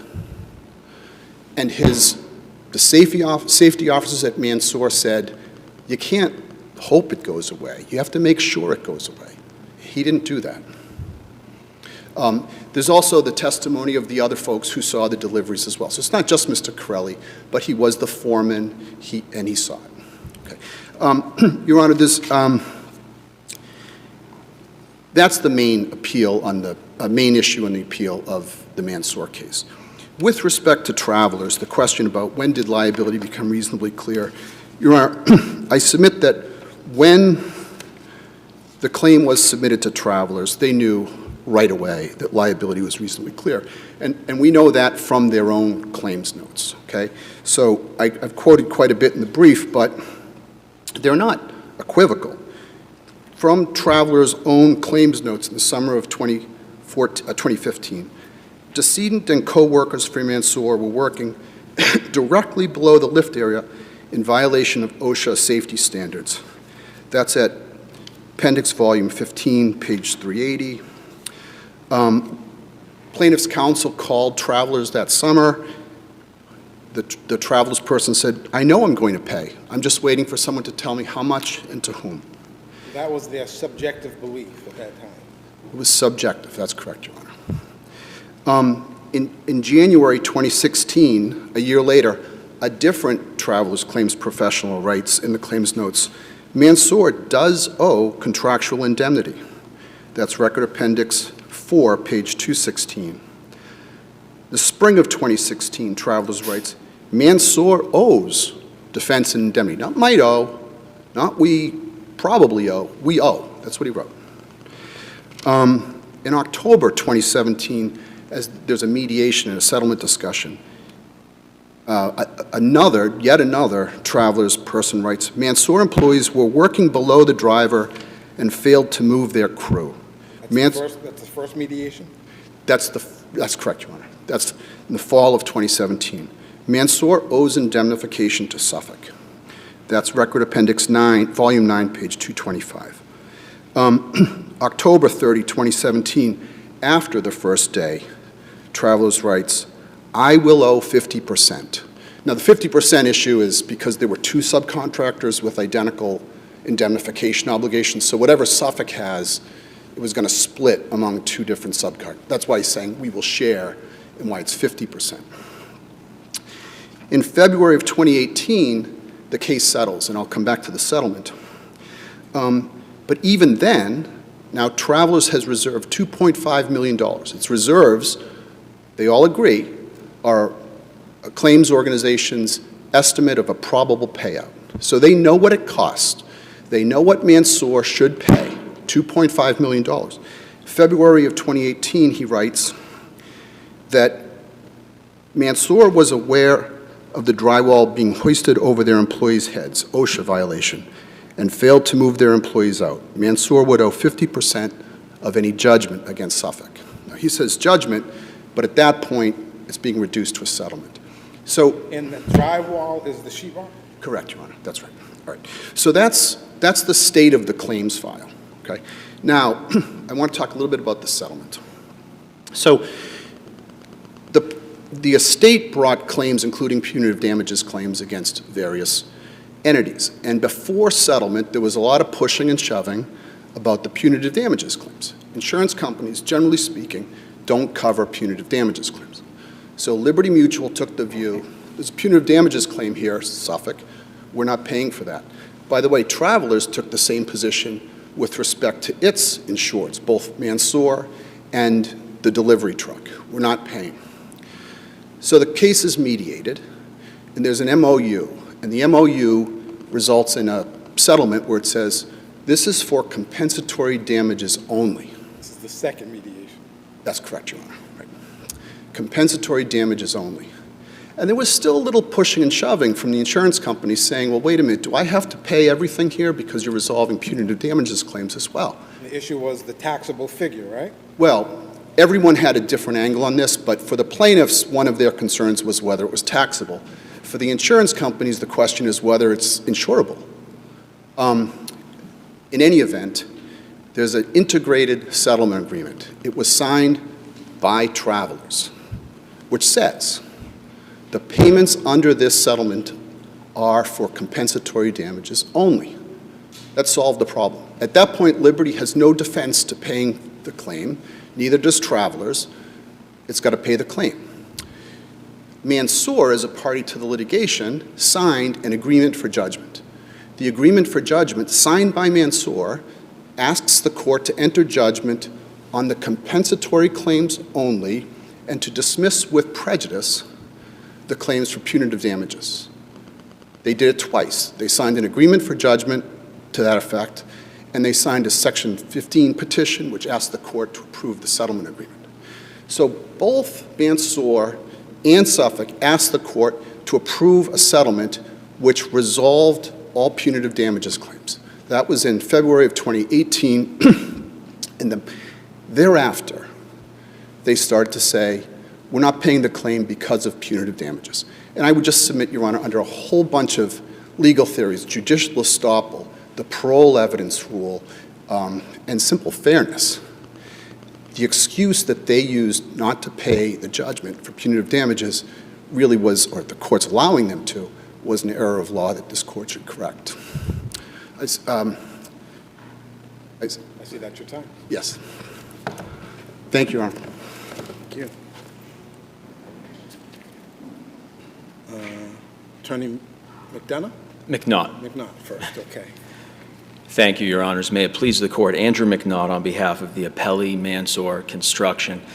I want to focus on what I just heard my brother classify as taking the facts in the light most favorable to Mansour, and him explaining what he says Tony Corelli and other Mansour witnesses said and testified to.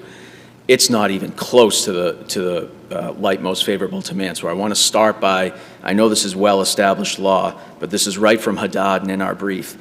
As long as the jury could find anywhere in the evidence, from whatever source derived, any combination of circumstances that could be found that a reasonable inference could be drawn in the favor of the appellee here, the non-moving party, that's the lens this court has to apply.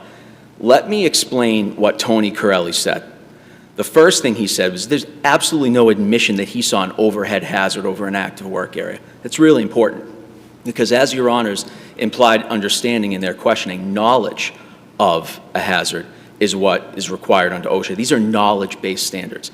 Tony Corelli is part of a crew of Mansour, a crew of, I believe it was 8. It's right around 8 people working in a sub-grade hole, 8 to 10 feet below ground with an opaque construction fence, surrounded by power tools that are allowed, wearing personal protective equipment.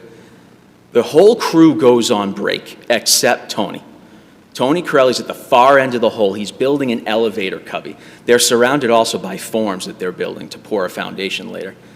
By the time Tony leaves, about 5 minutes after the rest of the crew, the hole is empty. That's when he observes one single load of sheetrock being delivered over Mansour's work area, not when it's active. The hole is empty but for him. But for him, exactly, Your Honor. He has no choice at that point. He steps out of the cubby he's building. He has no choice at that point, and he goes under it. And he runs and he leaves, and then they come back a half hour later. That's when Tony Corelli, he doesn't do nothing. Maybe my brother doesn't think this is reasonable enough, but that was for the jury to decide. Tony Corelli says, I took 2 actions. Number 1, I looked in and over Mansour's work area. Number 2, I looked up into the window where the load of sheetrock was being delivered. And I made the determination at that point that there were no deliveries. This was not an active work area. Nobody was being set up to receive the delivery, etc. My brother then says there's testimony from 3 other witnesses that they saw active sheetrock being delivered over Mansour's work area. Not true. He's got recorded statements that were given 2 or 3 days after this tragedy happened that multiple witnesses who testified live for Mansour called into question. They called into question the veracity of those statements, the quality of those statements. Nobody testified under oath they saw an active delivery over Mansour's work area. That's simply not true, and that's in my papers, and I'll rest on the specifics of that from my papers. A really important point here is one of the witnesses that my brother would have you believe supposedly saw delivery overhead is Joseph Porto. Joseph Porto testified live, I never saw a delivery before this happened. And I never warned any of my coworkers of a delivery, which is something that my brother would have you believe was his testimony because it's in the recorded statement. Recorded statements that were not given under oath. That the jury was free to either credit or discredit however much they wanted. And on that point of what the jury's free to do, my brother makes the point that, well, Mansour didn't call an OSHA expert. Eugenia Kennedy testified completely unrebutted. Well, she didn't testify unrebutted. We called into question her qualifications. We said she had never stepped foot on a construction site. She doesn't understand how these safety regulations play out. But even if she testified unrebutted, the question becomes, what did she say? She never said Mansour violated a safety regulation or an OSHA regulation. She's not allowed to do that, and she wasn't pro-offered for that. She simply said, and I apologize, Your Honor, if you want to ask a question, please feel free to interrupt. Wasn't Mansour cited by OSHA? Mansour was cited by OSHA, and that was entered into evidence through our objection under the Herson versus New Boston standard. But it was still up to the jury to determine whether Mansour violated OSHA under the facts. Not only that, it's up for the jury to determine whether that violation matters anyways, whether it rises to something that, as Your Honor said at the very outset, brings about or provokes the mishap, causes this accident. That's what's needed in this case. And the jury looked at all that evidence from what Tony Corelli said, from what Joe Porto said. Eugenia Kennedy said, yeah, all she basically said was, OSHA says X, Y, and Z, and that applies to Mansour. I got up in closing argument and I said to the jury, did you really need to hear from her? We're not saying OSHA doesn't apply. We're simply saying Mansour didn't violate OSHA. Look at all this testimony. And the other piece of this to remember is... The OSHA violation get entered into evidence? I thought the OSHA violation without testimony got entered in. It did. What was on the face of the violation? What does that amount to? It doesn't amount to anything as far as the jury still determining whether Mansour violated OSHA. That's the Herson versus New Boston standard. You can enter into evidence what OSHA says, and you can even enter into evidence, Judge Wilson decided, the citation itself without any elaboration or any explanation as to what Mansour did or did not do. The opinions and the evaluation of OSHA does not substitute for the opinions and the evaluation of the jury, whatever led the OSHA inspector to cite Mansour. That doesn't get to substitute for the jury determining that. $7,000 penalty or whatever, however you. Exactly. He's looking at it through a different lens than a jury, and the jury is free to credit and discredit any witness they want. They're free to take that citation and decide, and I have no idea what they decided behind closed doors. Did Mansour violate OSHA? Did they not violate OSHA? You have Tony Corelli's testimony. You have all the other Mansour employees' testimony that call into question everything my brother just said. Nobody ever saw a load of sheetrock being delivered over a live work area. Tony Corelli saw it over the hole that was empty, but for him, as Your Honor points out, comes back and looks up. OSHA says he has to take some sort of a reasonable step. Was him checking visually the work area, him checking visually the area where the load was being delivered a reasonable step? The jury apparently determined it was, and they're totally free to do that. One more quick thing I want to mention on the facts here, to the extent the court wants to consider them, and I say none of this really should come into play here because the jury fairly and squarely looked at a lot of evidence, and there were many circumstances they could have decided that Mansour didn't violate any safety regulations or do anything to bring about or provoke this accident. Testimony from the company that was delivering, or that was receiving the delivery, excuse me, of the drywall, Liberty Construction. Their foreman, Brian Grondin, testified in no uncertain terms. This was through deposition testimony that was read in, but still under oath testimony. We did not start booming any deliveries until Mansour had gone on break. The hole was empty when we started booming deliveries. So for my brother to say 4 people said they saw a hazard and an overhead load being delivered, it doesn't square with Mansour's testimony. It doesn't square with testimony of others who were on the job site, Your Honor.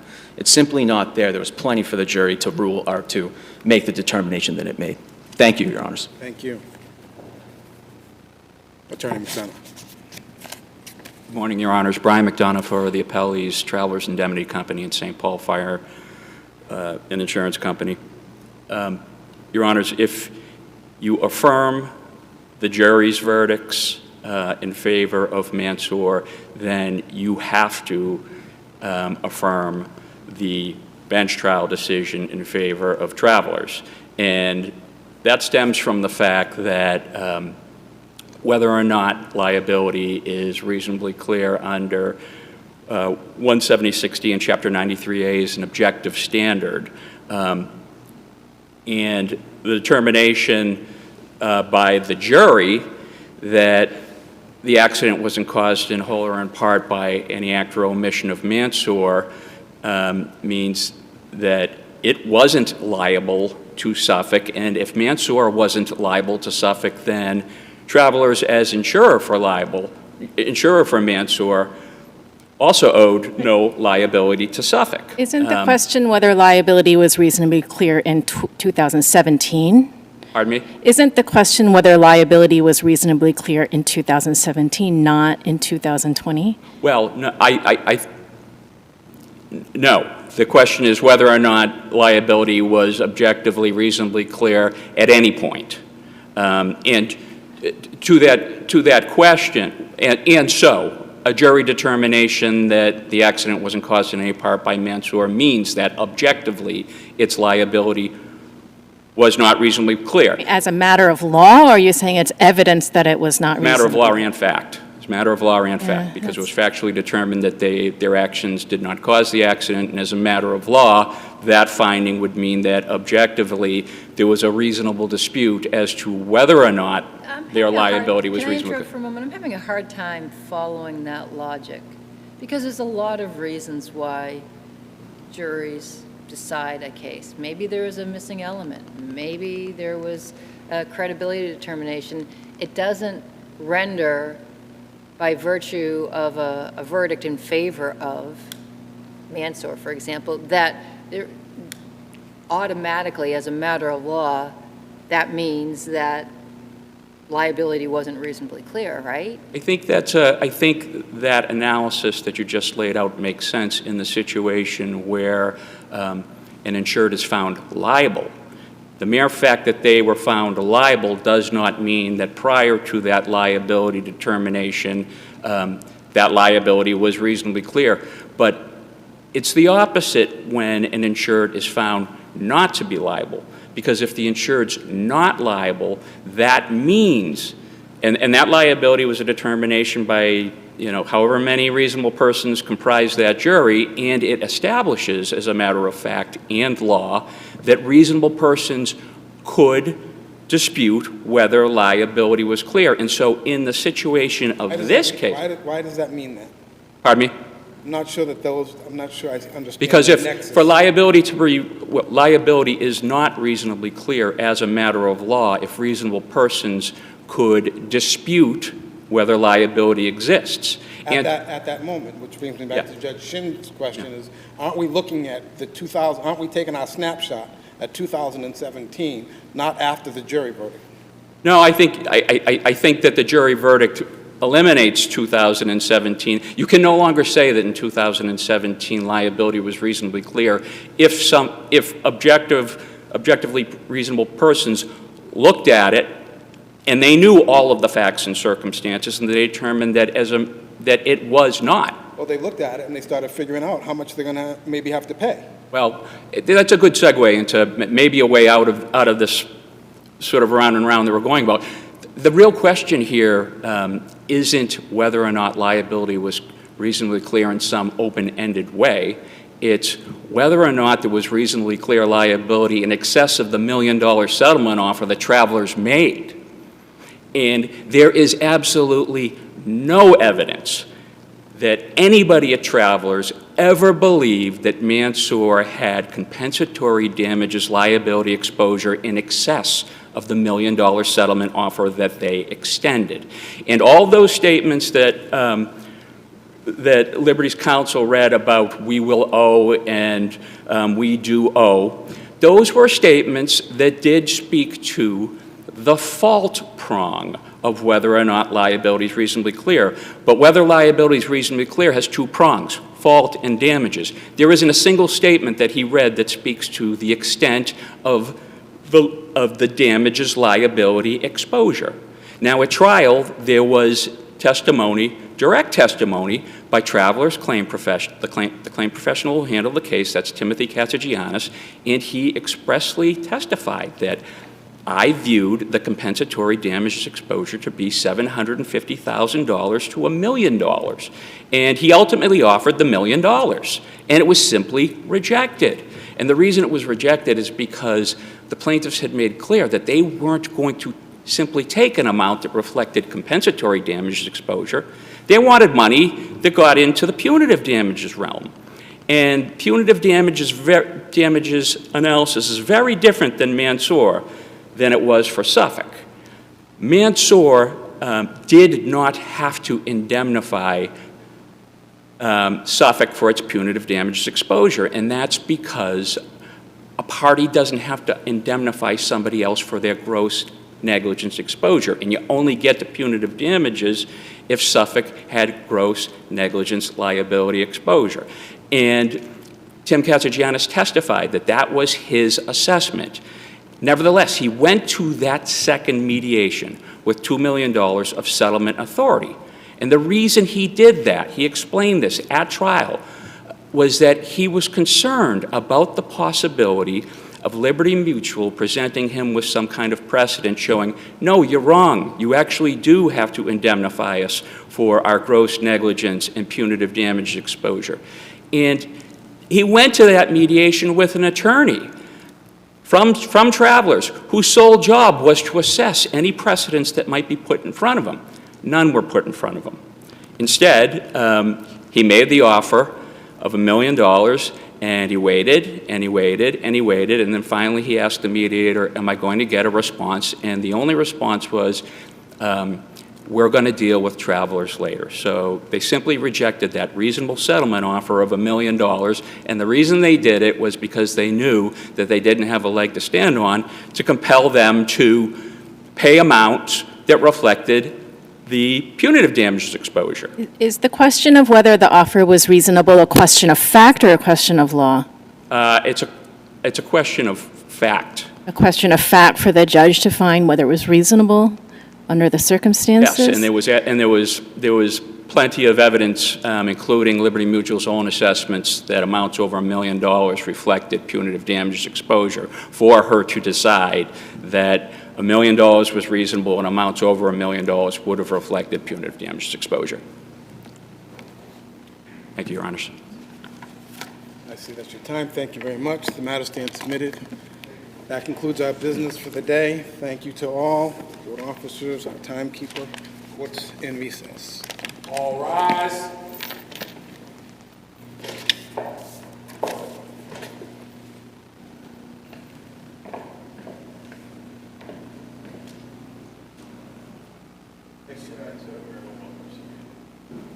Stand in recess.